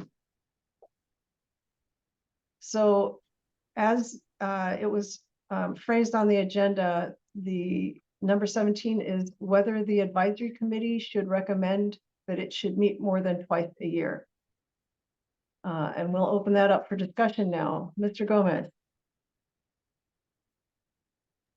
Yes, thank you. Understanding that we are in the ramp-up phase of implementing a lot of changes, and just looking at the amount of dialogue that is even on today's agenda, I would like to make a motion to change the meeting from twice a year to quarterly, and to include that the committee members who are assigned to a 1-year membership be extended to 2 years, and the 2 years be extended to 3 years. The 2-year members be extended to 3 years.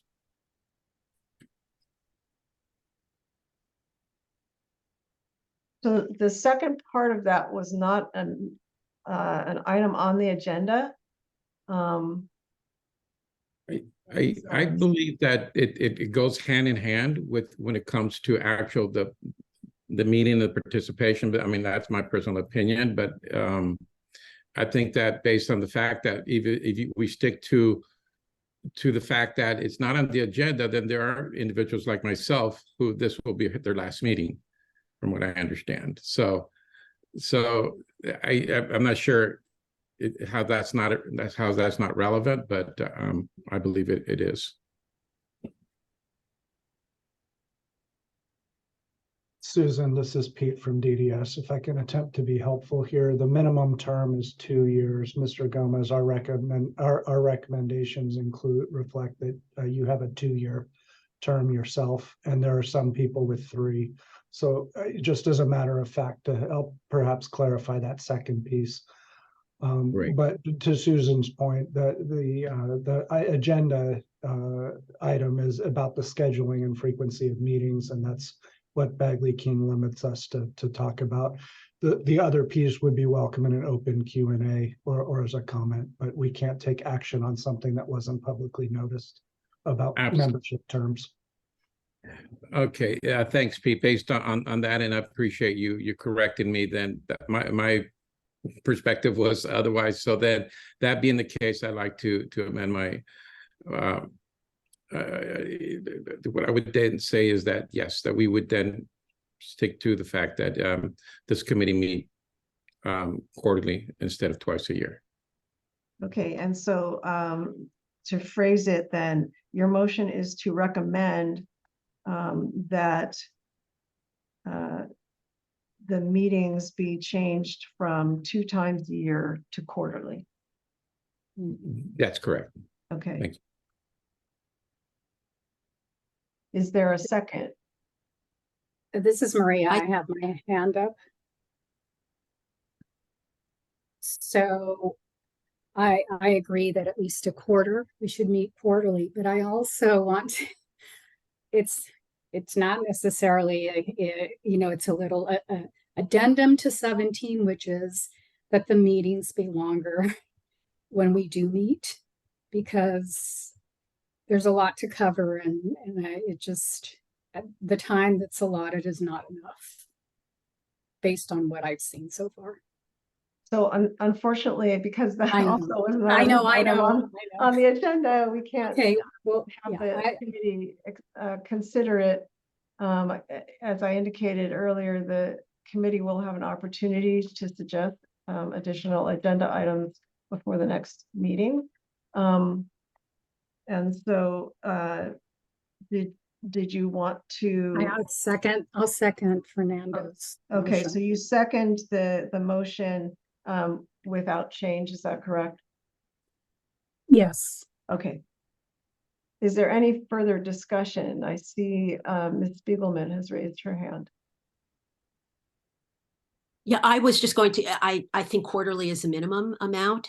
And I realize, maybe we should just, put a pin in all these sort of ancillary issues, like the one Maria raised, about length and all of that for our next round, but I completely agree that quarterly feels like a minimum amount of time, and appreciate that we, can have more that the possibility of having more meetings is a real one if our recommendations are considered. So thanks.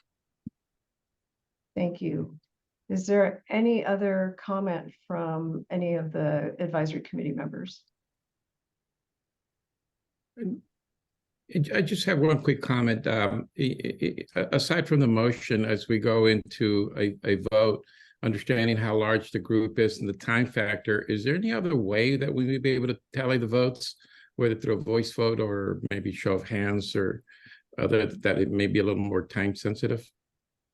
We're required to do a roll call vote. Okay. All right. Thank you.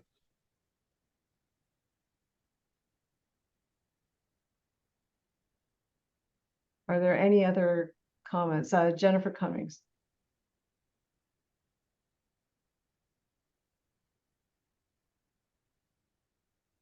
Given the length of the agenda for today and the question about whether we would finish, is it possible that we could meet again soon? If we did vote to quarterly, we probably wouldn't meet again until January. I just don't, can we have an earlier meeting in addition to quarterly to complete the agenda? so this is a time for discussion.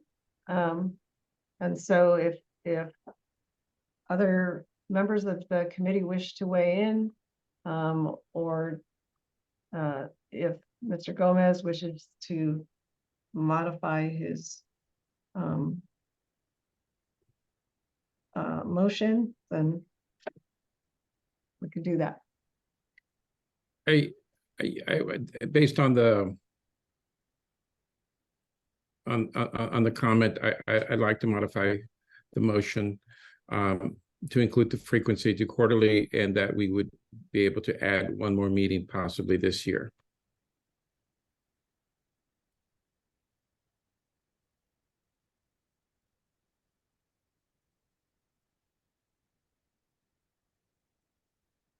So your modification to the motion is to recommend that the advisory committee should meet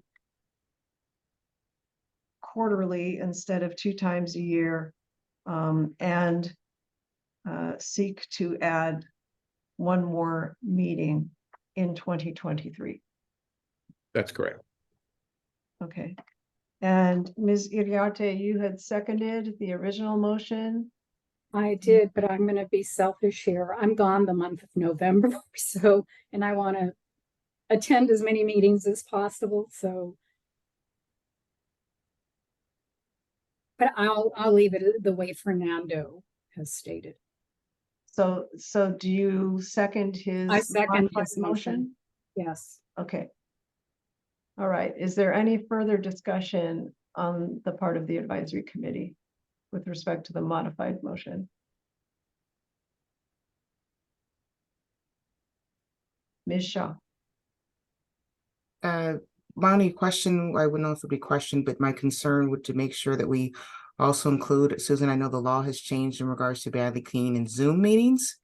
So to make sure that we're this one, that if we do vote and it does move forward for the end of the year, that it could be Zoom, because we have people who are not, you know, probably either capable to travel, even with myself, caregiver, and what have you, that they be Zoom. And then to Fernando's part, that the quarterly would start the year of 2024. So I don't know if it's a matter for discussion, but that would be important for me to make sure that this upcoming one would be via Zoom.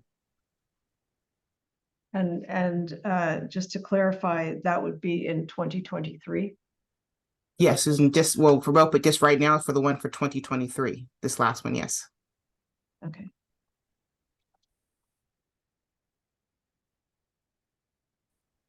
The prospect of Zoom versus in-person meetings wasn't on the agenda, so I don't think that it can be specifically part of the motion. Oh, no problem. I just thought since it was talking about meeting wise that it would be, but I totally get all that, so. Okay. Just a note that as the advisory committee understands, we had originally set this meeting to be in person because of the COVID modifications to Bagley Keene having expired, but then there was subsequent legislative action, both for the remainder of this year and starting on January 1st, that allowed for greater flexibility on virtual meetings. And that is why we switched it back to a Zoom meeting. Ms. Kachtorian.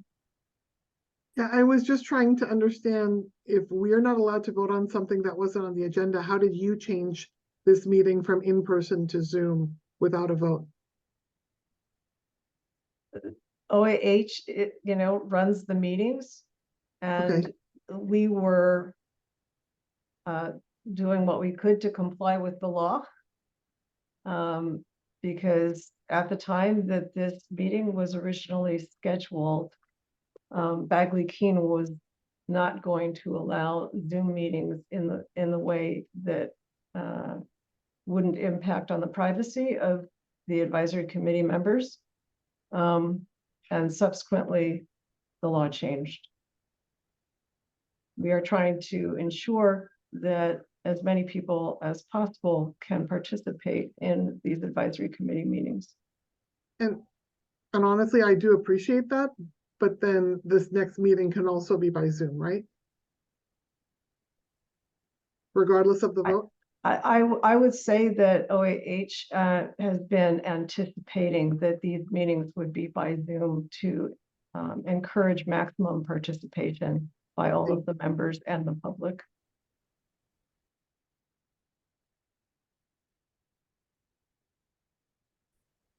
Is there any other discussion from the advisory committee on the motion?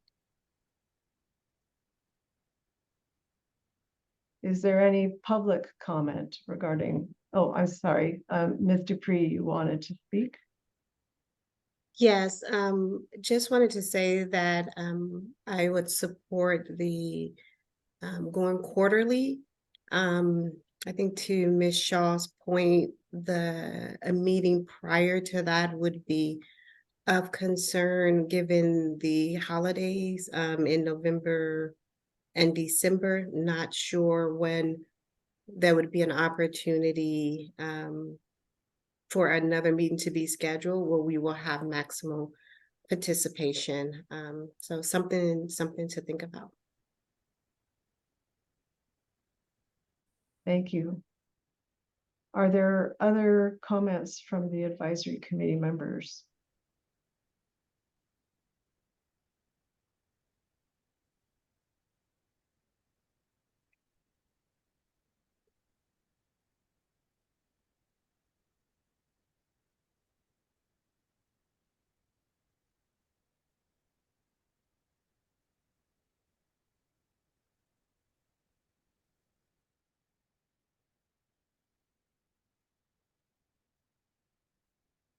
Are there any comments from the public with respect to the pending motion to change the meetings to quarterly?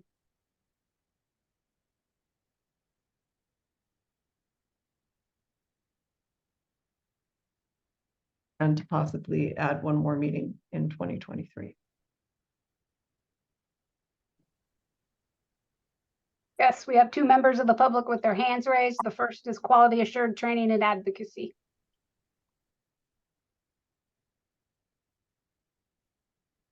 Hi, I just wanted to say I support expanding the meeting or making the meeting more than twice a year, making it quarterly. Sounds good.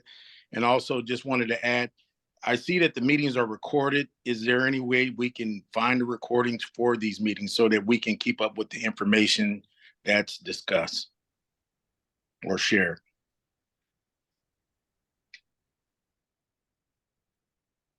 As I stated at the outset of the meeting, this is recorded and the recording will be available on the OAH website as well as a transcript.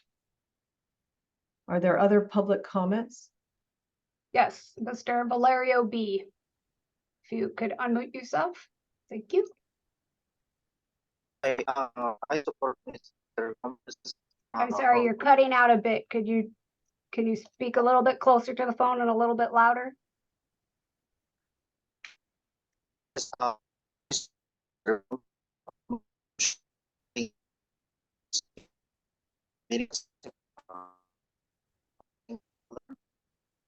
We're only getting about every other word. Is it possible for you to type your comment into the Q&A?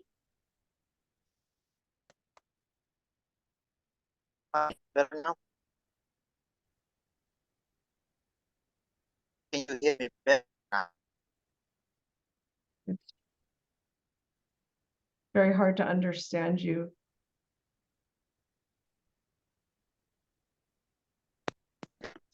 Hi,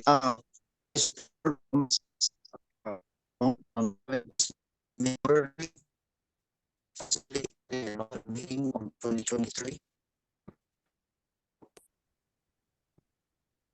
Apologies, Mr. Valerio. It seems to be a connection issue. You're louder now, you're closer to the microphone, but we still are just getting little bits and pieces of words. I'll put it on the Q&A.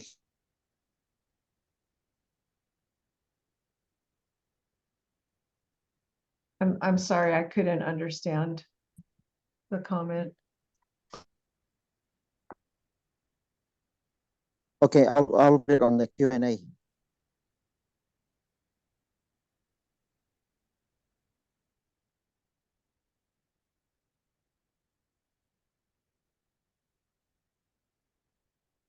All right, he's going to use the Q&A for his comments, and there are no other members of the public with their hand raised at this time. Okay, we'll wait a minute for Valerio B to type in something into the Q&A.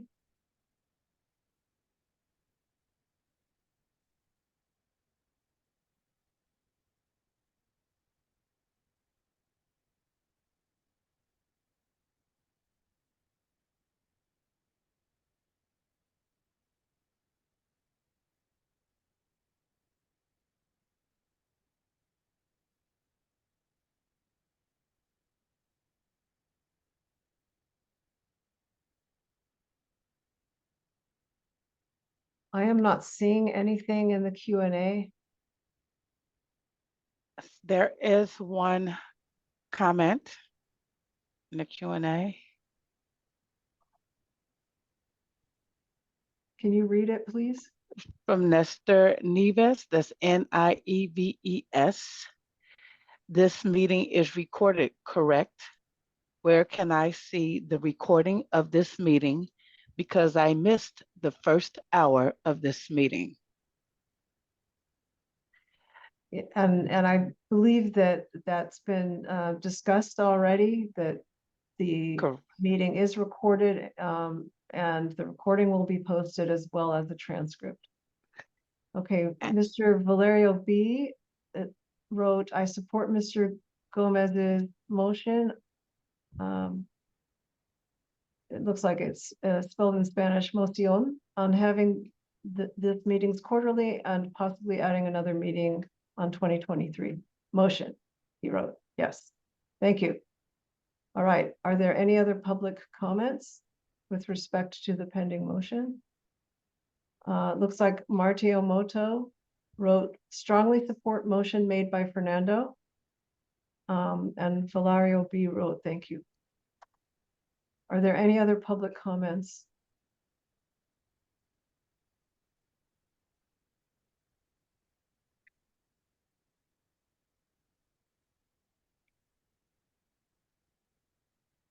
All right, let's go back to the advisory committee. Is there any further discussion among the advisory committee?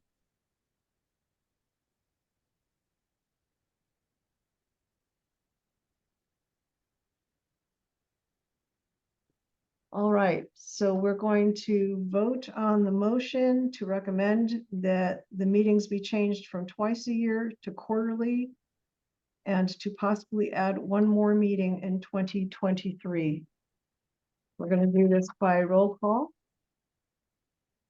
All right, Lillian Ansari. Aye. Monica Becerra is absent. Jennifer Cummings. Yes. Darlene Dupree.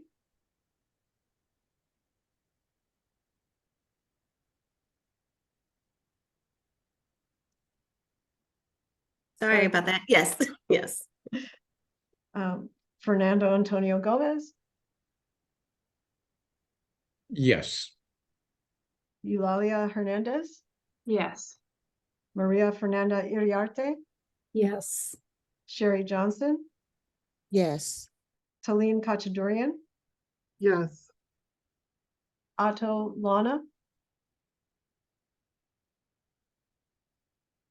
He typed yes. Thank you. Carola Camacho Maranon. Yes. Anthony Marin. Yes. Ryan Nelson. Yes. Jessica Casada was absent. Benita Shaw. Yes.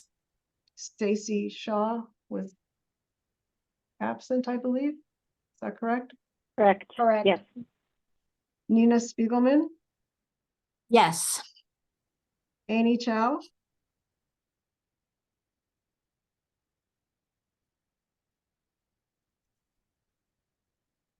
Annie Chow,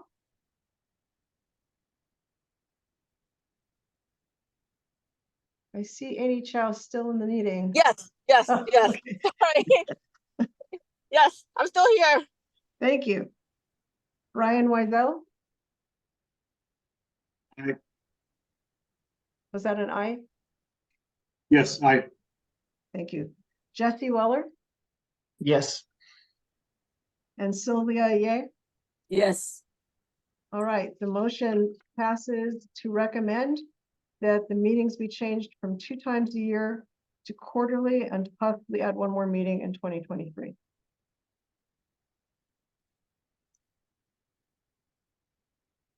All right. Prior to voting on this agenda item, we had been on agenda item number 9. That there was a pending motion with respect to number 9.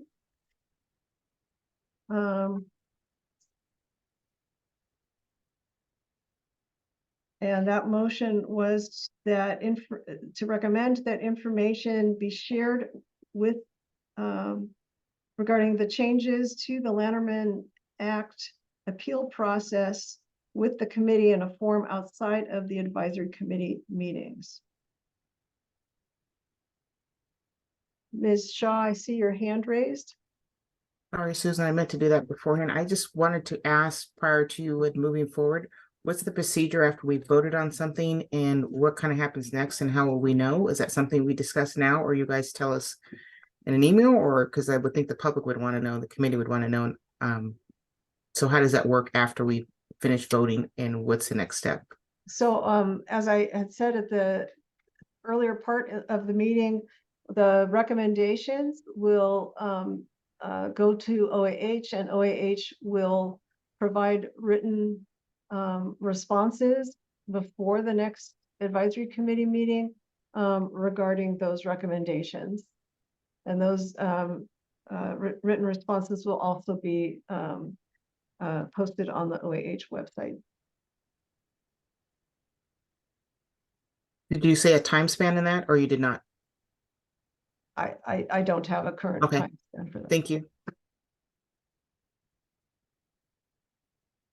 All right, Ms. Kachtorian, I see you have your hand raised. I do, because I want to understand now that this vote was a request to have meetings more often, and we have to wait for someone to accept that, then voting on anything beyond this, to me, at least on some of these items, doesn't make sense until we have that answer.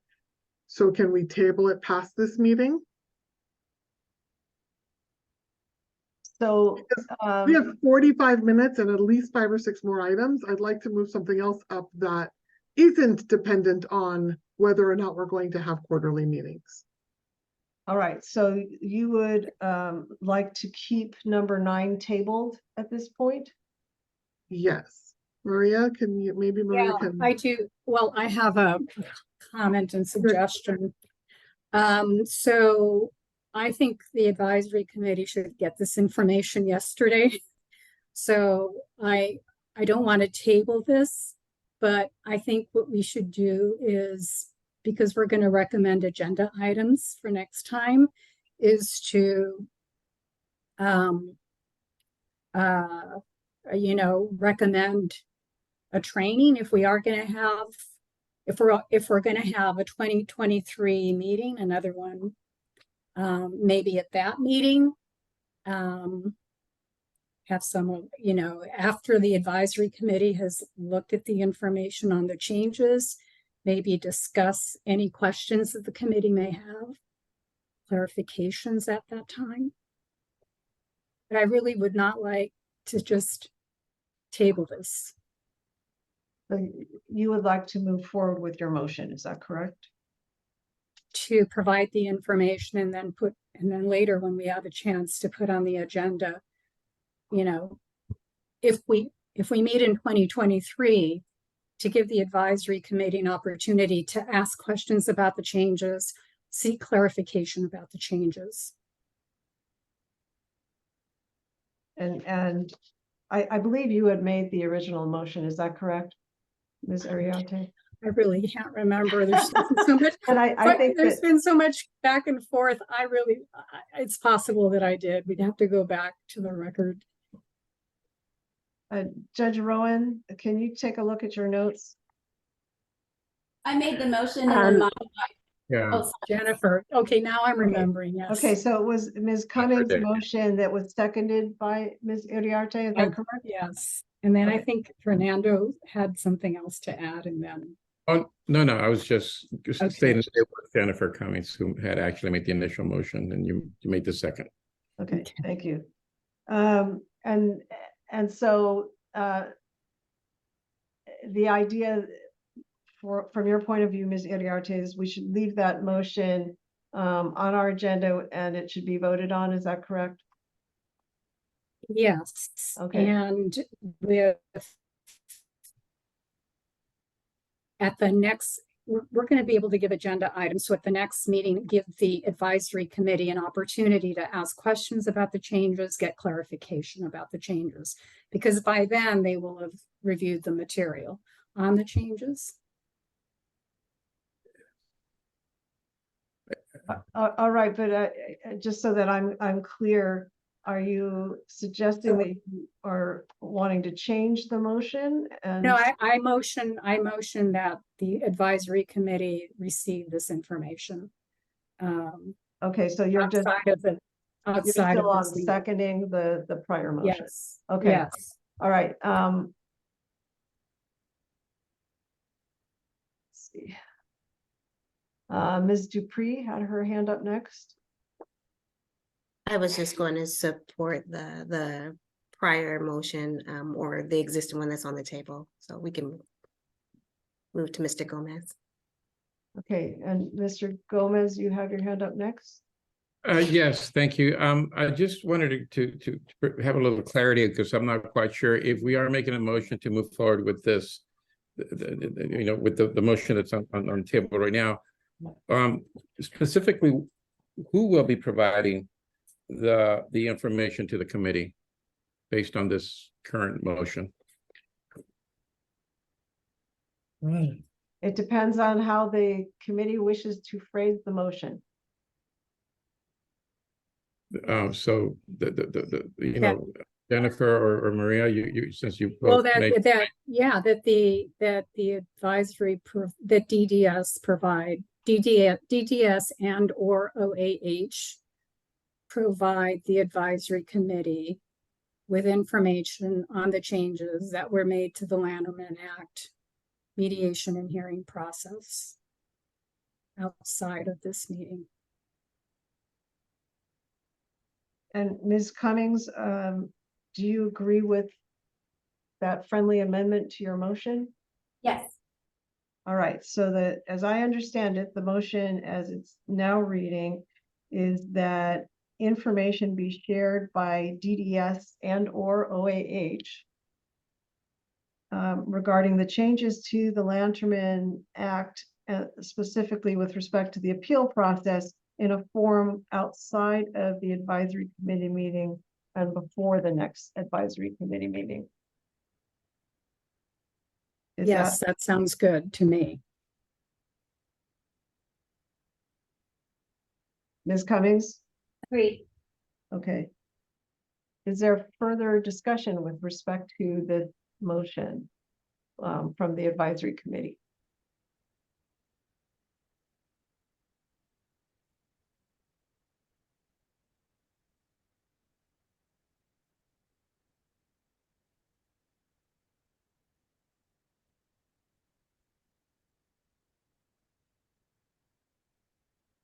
Okay, I'm not seeing any such requests for further comment from the advisory committee. Is there any public comment with respect to this pending motion?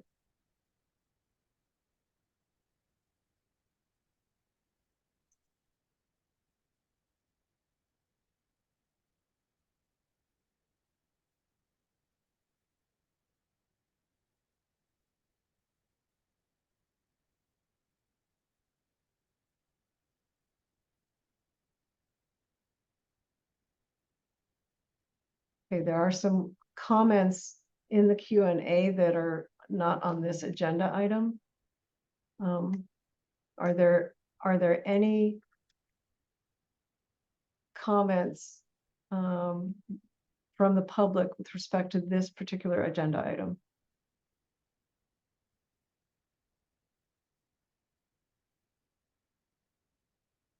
All right, I'm not seeing any. So we'll go ahead and take a roll call vote from the advisory committee member on the pending motion to have information shared by DDS and or OAH on the changes to the Lanterman Act with respect to the appeal process, and that information be shared with the advisory committee in a form outside of the advisory committee meeting and before the next meeting. All right, Lillian Ansari. Aye. Monica Becerra. She was absent. Absent. Jennifer Cummings. Yes. Darlene Dupree. Yes. Fernando Antonio Gomez. Yes. Eulalia Hernandez. Yes. Maria Fernanda Iriarte. Yes. Sherry Johnson. Yes. Talene Kachadurian. Yes. Ato Lana. Yes. He voted yes. Yes. Carola Camacho Maranon. Yes. Anthony Marin. Yes. Ryan Nelson. Yes. Jessica Quesada was absent. Benita Shaw. Yes. Stacy Shaw was absent. Nina Spiegelman. Yes. Amy Chow. Yes. Brian Weisel. Yes. I'm sorry, I couldn't understand that one. Yes. Okay, I. thank you. Jesse Weller. Yes. Sylvia, yeah. Yes. Okay, the motion passes on that recommendation. Does the committee wish to move to the next agenda item? I would say yes. Okay, let's get number 10 on the line or on the screen. I'm Susan, sorry. before you I'm go, sorry. before you start the, In the chat about, I think, to my broken Spanish, it seems the interpretation's not working.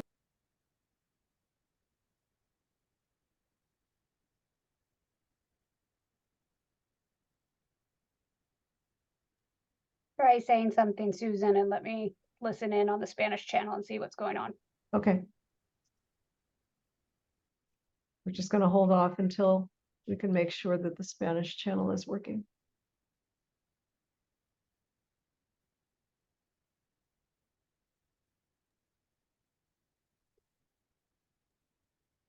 Yes. Is that you, Sonia? Yes, I can hear you. All right, I think we're good to go, Susan. Okay. All right. So number 10 on the agenda was whether the advisory committee should recommend that community members have a way to provide information to the committee about their experiences in mediations and hearings based on the changes to the Lanterman Act, including suggestions for improvement. Mr. Gomez, I see you have your hand up. Yes, thank you. In regards to item 10, I would like to put a motion in the sense that the advisory committee receive feedback, information, presentations, if you will, from community members to include community entities who are stakeholders in this process.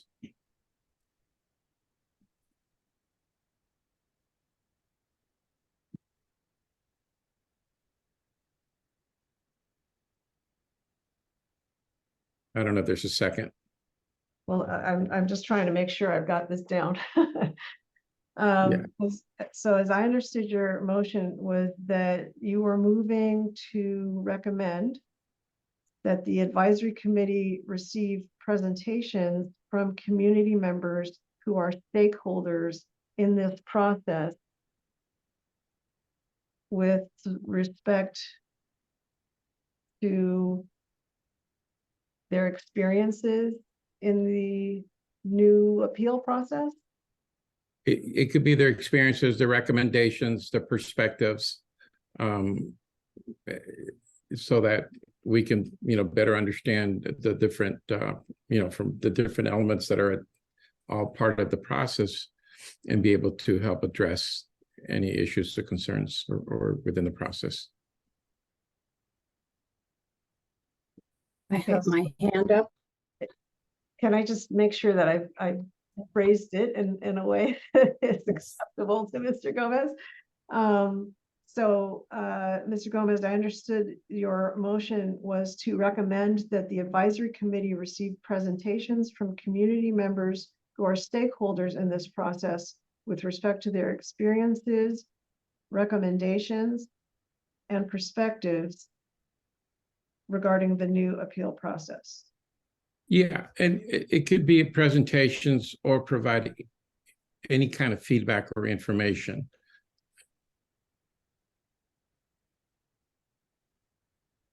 And this kind of aligns itself with our earlier conversations about the ability to open the chat up, and so people can have that type of interaction, if you will.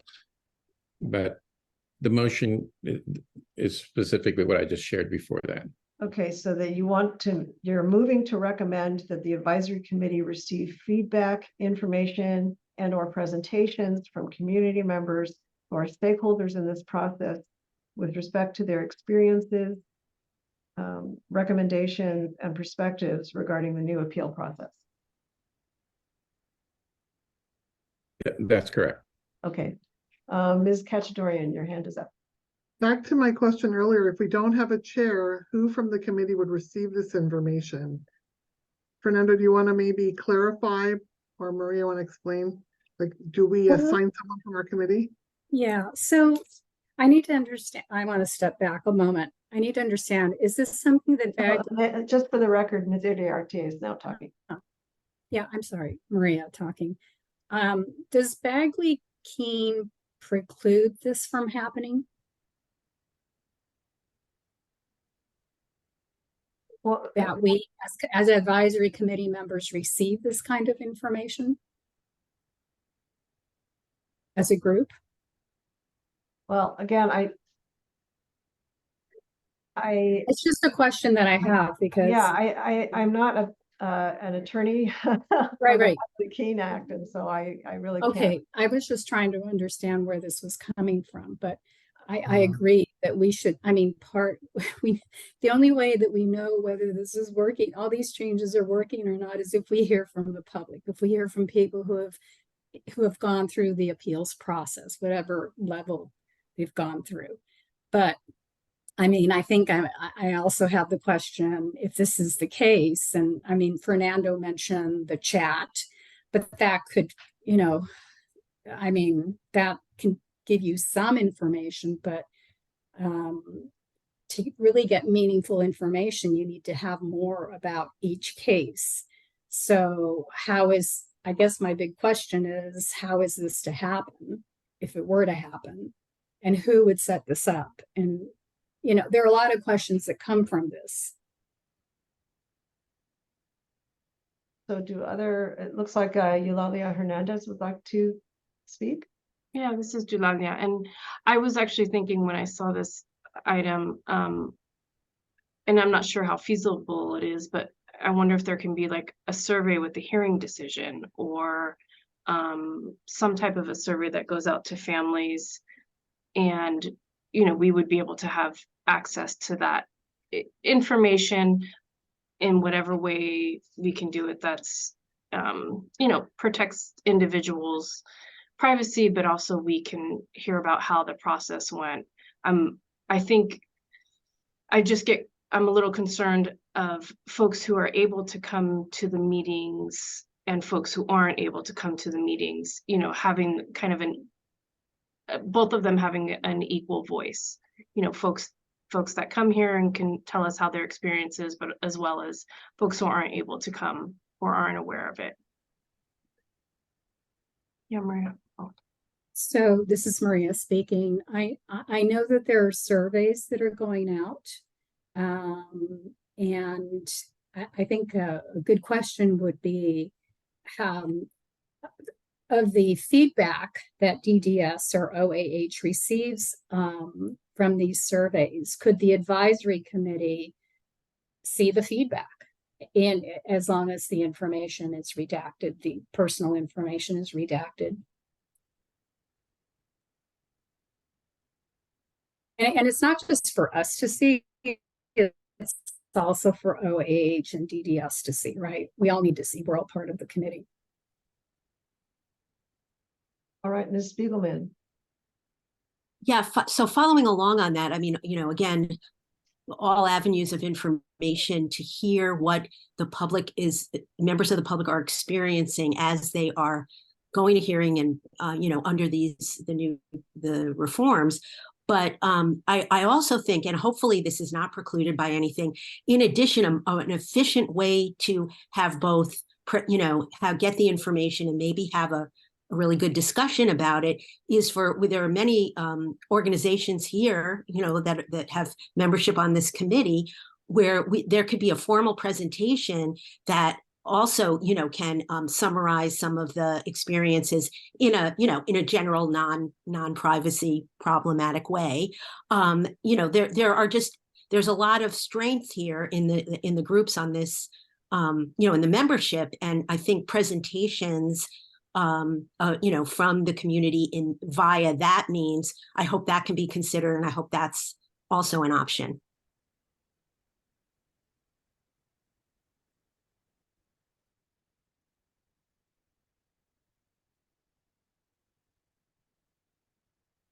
Okay, Michelle. As I reviewed this question, I struggle with it because I think what all my committee members are saying is really good, but I think that we need to figure out how we can hear from the people that have been most vulnerable, that it's hit the most, that has a major impact, and they're struggling, they're frustrated, and their loved ones are truly still not being served because of this capacity. With that being said, there has to be more ways. If I think of me in the struggles, I would not want to come to open myself up to you guys to be vulnerable to set a presentation if I felt it was not going to go anywhere, right? So I think there needs to be means of not just within the chat to be able to have a safe place to be able to either to email it or whatever. But while we do have multiple people who are in here are part of a group or a committee, it's those individuals that we truly seem to miss, that are underserved and what have you, that we truly need to hear from, that's going to affect that.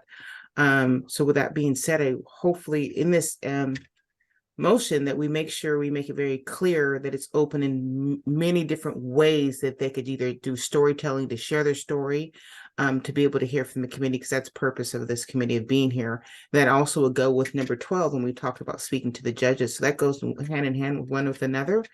So to me, that would be very important to make sure that we're able to do that. Thank you. All right, Mr. Gomez. Yeah, thank you. I do agree with all the points. They're very important and relevant. And I think when in the motion that it says all community members, meaning everyone, not just some or the ones who are able to, but it is important to have, for those who can't do presentations, great. For those who are able to pass along information, but there is a way, an outlet or some type of pathway for people to be able to weigh in. And as I'm hearing these comments, and of course, I understand, I've seen the rest of the agenda items that are on here, that this is a very formal type of committee. So it's kind of like you capture a little bit of ground and then you move forward and you capture in addition to. So right now it's the ability for individuals, and the word community is used here. And I think that I'd like to amend my motion to add, in addition to community members, any key stakeholders, because I think to some of the comments that were just made, that it is imperative to hear from everyone, and that would include other key stakeholders, whether they be regional centers or even the judges themselves. I would just note, Mr. Gomez, that your motion did use the word stakeholders. I did. Okay. It didn't say key stakeholders. It said- Okay. Well, okay. Similar, but thank you. Okay. All right, Ms. Cacciatore. And let me know if this is more in regard to number 11 or if it fits here.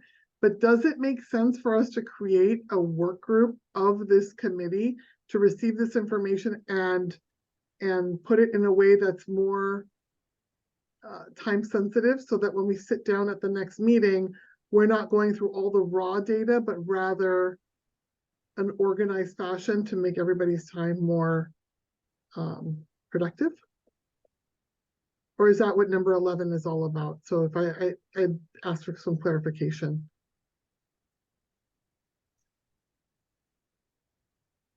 So again, basically, I'd like the information to come directly to the committee. That's what I'm trying, but without wasting everybody's time. I'm not sure if you're asking me a question or you're asking other advisory committee members to weigh in. I'd like someone to weigh in because I'm not sure what number 11 is addressing, which is the next item. But in this particular, receiving this information that's in number 10, I would like that information to come to the committee directly. And I guess my recommendation is that the committee have a work group to receive that information and organize it so that the next meeting is more productive. I think Maria might be able to better express what I'm trying to say. I'm trying to look. We all have ways of getting this information. You know, we all work with groups, etc. Really, and yes, present this to the committee. That's fine. What I'm also interested in getting for the advisory committee is information that DDS and or OAH have gotten about how it's gone for people. And it could be the surveys, other forms, I don't know. But I mean, there's nothing that precludes us from getting information from the community. It's really, you know, what are the sources? Who's got the information that we don't necessarily get, right? It could, and I'm thinking OAH and DDS. So,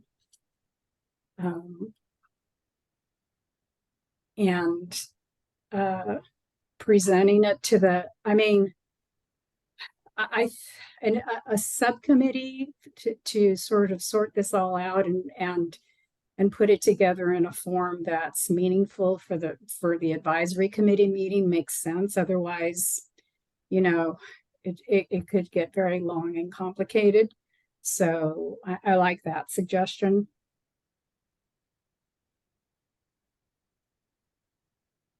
Right, Ms. Dupree.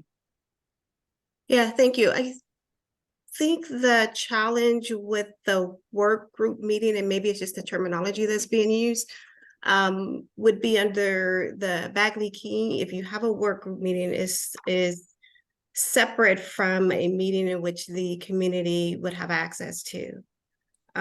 So having discussions regarding the materials that is meant to be public to in the community having access, I would question whether or not that would be in violation of the Bagley-Keene in having private discussions through a work group meeting. Now, if you're looking at just having an avenue that would allow for information to be sent to I don't know, a particular maybe email box, email link, where you can gather, the comments that people may have. I just question whether or not having a separate work group would be in violation of Bagley King. Mr. Gomez, it looks like you've got your hand up next. Yeah, and I may have kind of lost something in the translation in regards to work groups, and I don't think I mentioned that within my motion, but that may be a separate item or element. So, but in addition to that, and listening to Maria, your comments, I believe that those are also could be incorporated into additional agenda items, specifically 11 and 12. But I hear what you're saying, but I think in the spirit of what's the motion that's on the table right now is specifically to be able to obtain or have a pathway to obtain information. Okay, Ms. Kacharian. I just wanted to clarify, under Bagley Keene, I've been in other work groups and it's been open to the public. It's not to say that it is a closed group, secret meeting of any sort, but it's to make these meetings a little more productive since we only have a few hours once a quarter. At the end of the day, we could fill the next 5 meetings worth of information from the public. The idea is that the work group could just organize the information so that when it gets presented to the committee, we get as much information in the most productive way possible. That's all. And that's why I'd rather it comes, individuals from this committee are there as opposed to coming through the organizations, because I think we will get information from them. But if we're looking at the information from the public, directly, I think it would be helpful that we kind of organize it for the rest of the committee. That's all.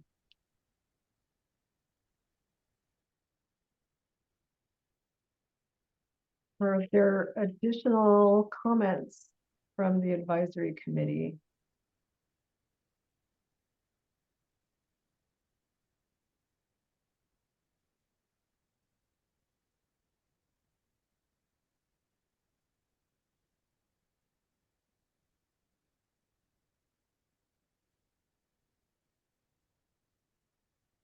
So are there additional public comments with respect to the pending motion?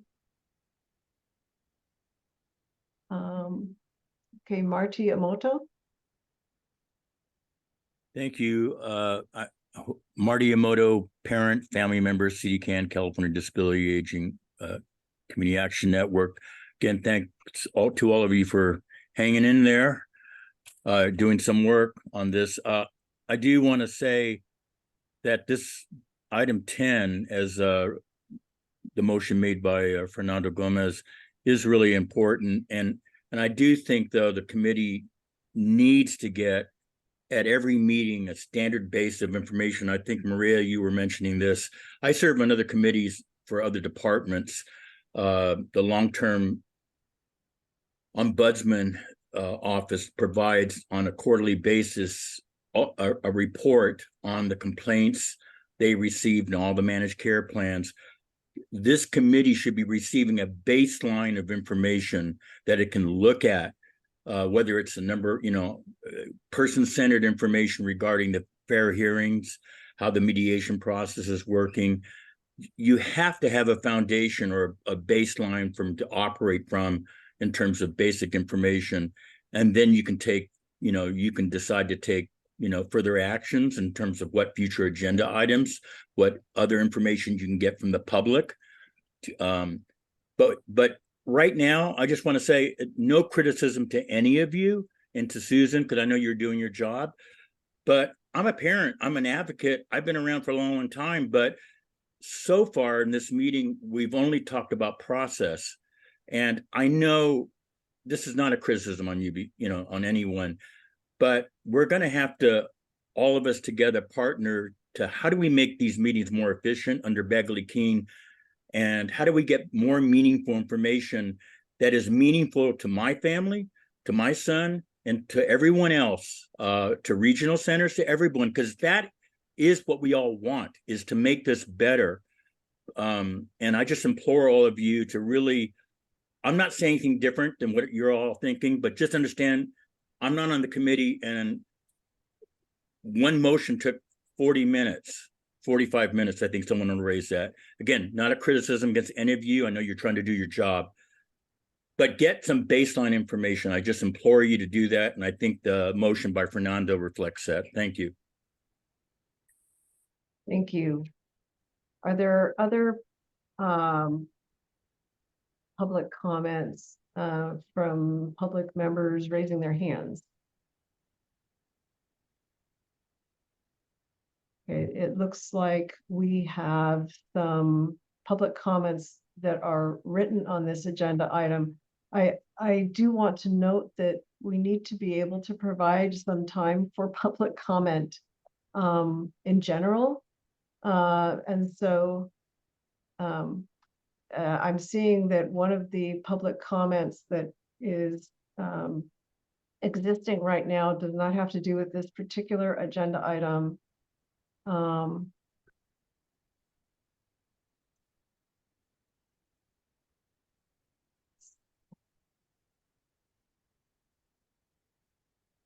Adana wrote at 4:04, I would like to understand why there needs to be this new legislation. Why did we need this new appeals process to begin with? I think once we understand the why, we can solve the issues. There are a number of comments in Spanish.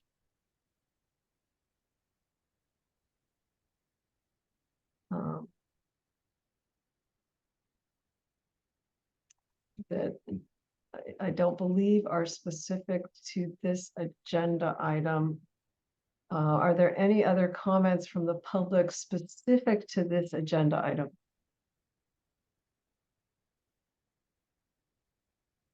Okay, I'm not seeing any. Does the advisory committee wish to discuss this particular agenda, this motion, anymore?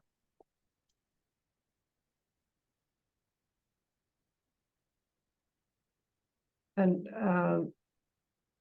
was there a second on this motion? I have a request that you read it, because Okay. we all know what the version is. All right, as I understand the version as it stands now, is that Mr. Gomez was moving to recommend that the advisory committee receive feedback, information, or presentations from all community members who are stakeholders in this process with respect to their experiences, recommendations, and perspectives regarding the new appeal process.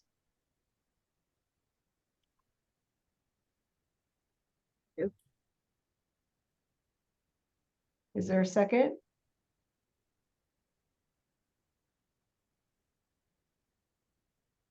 I second.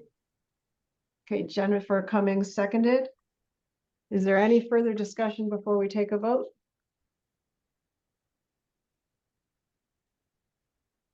All right, we're going to take a vote on the recommendation. I'm not seeing any requests from the public for further discussion. All right, let's take a vote. Lillian Ansari.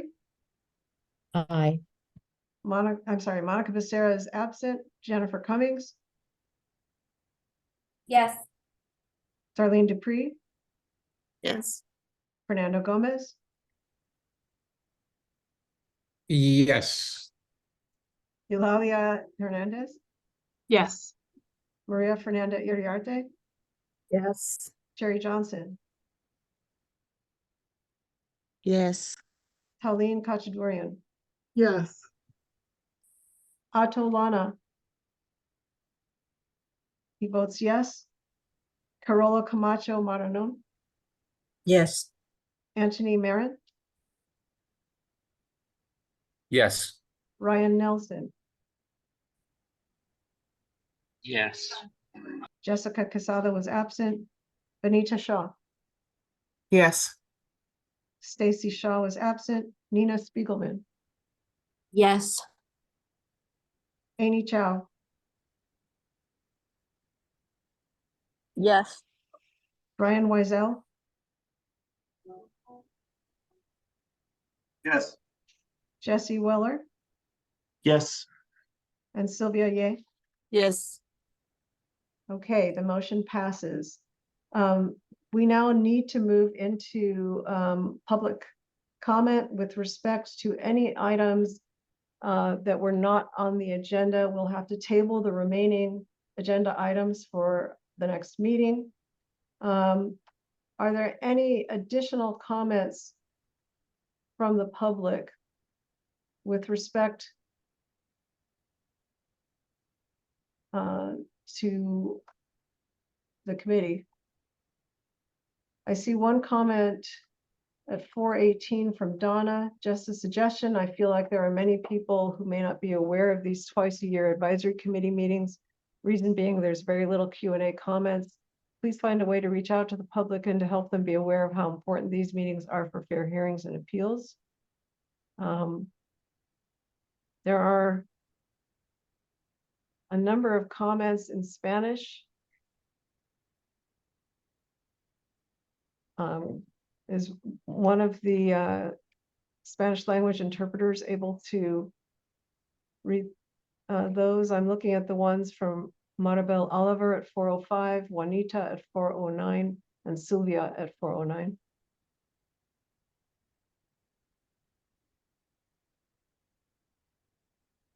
Yes.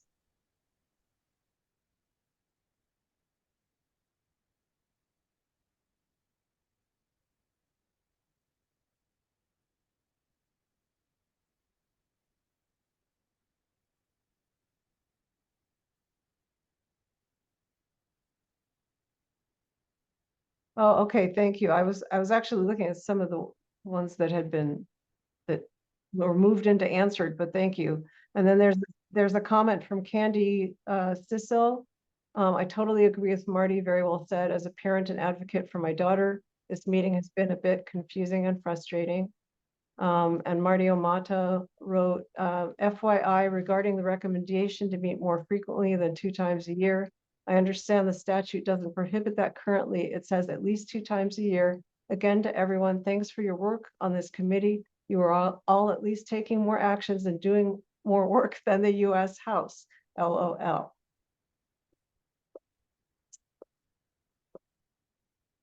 Okay, it looks like there are no other open questions. Are there any other public comments with respect to the work of this committee?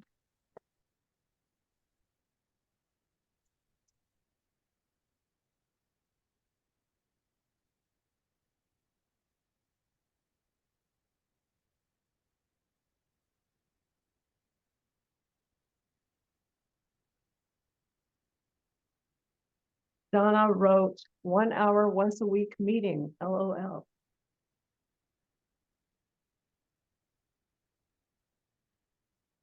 Are there any other public comments?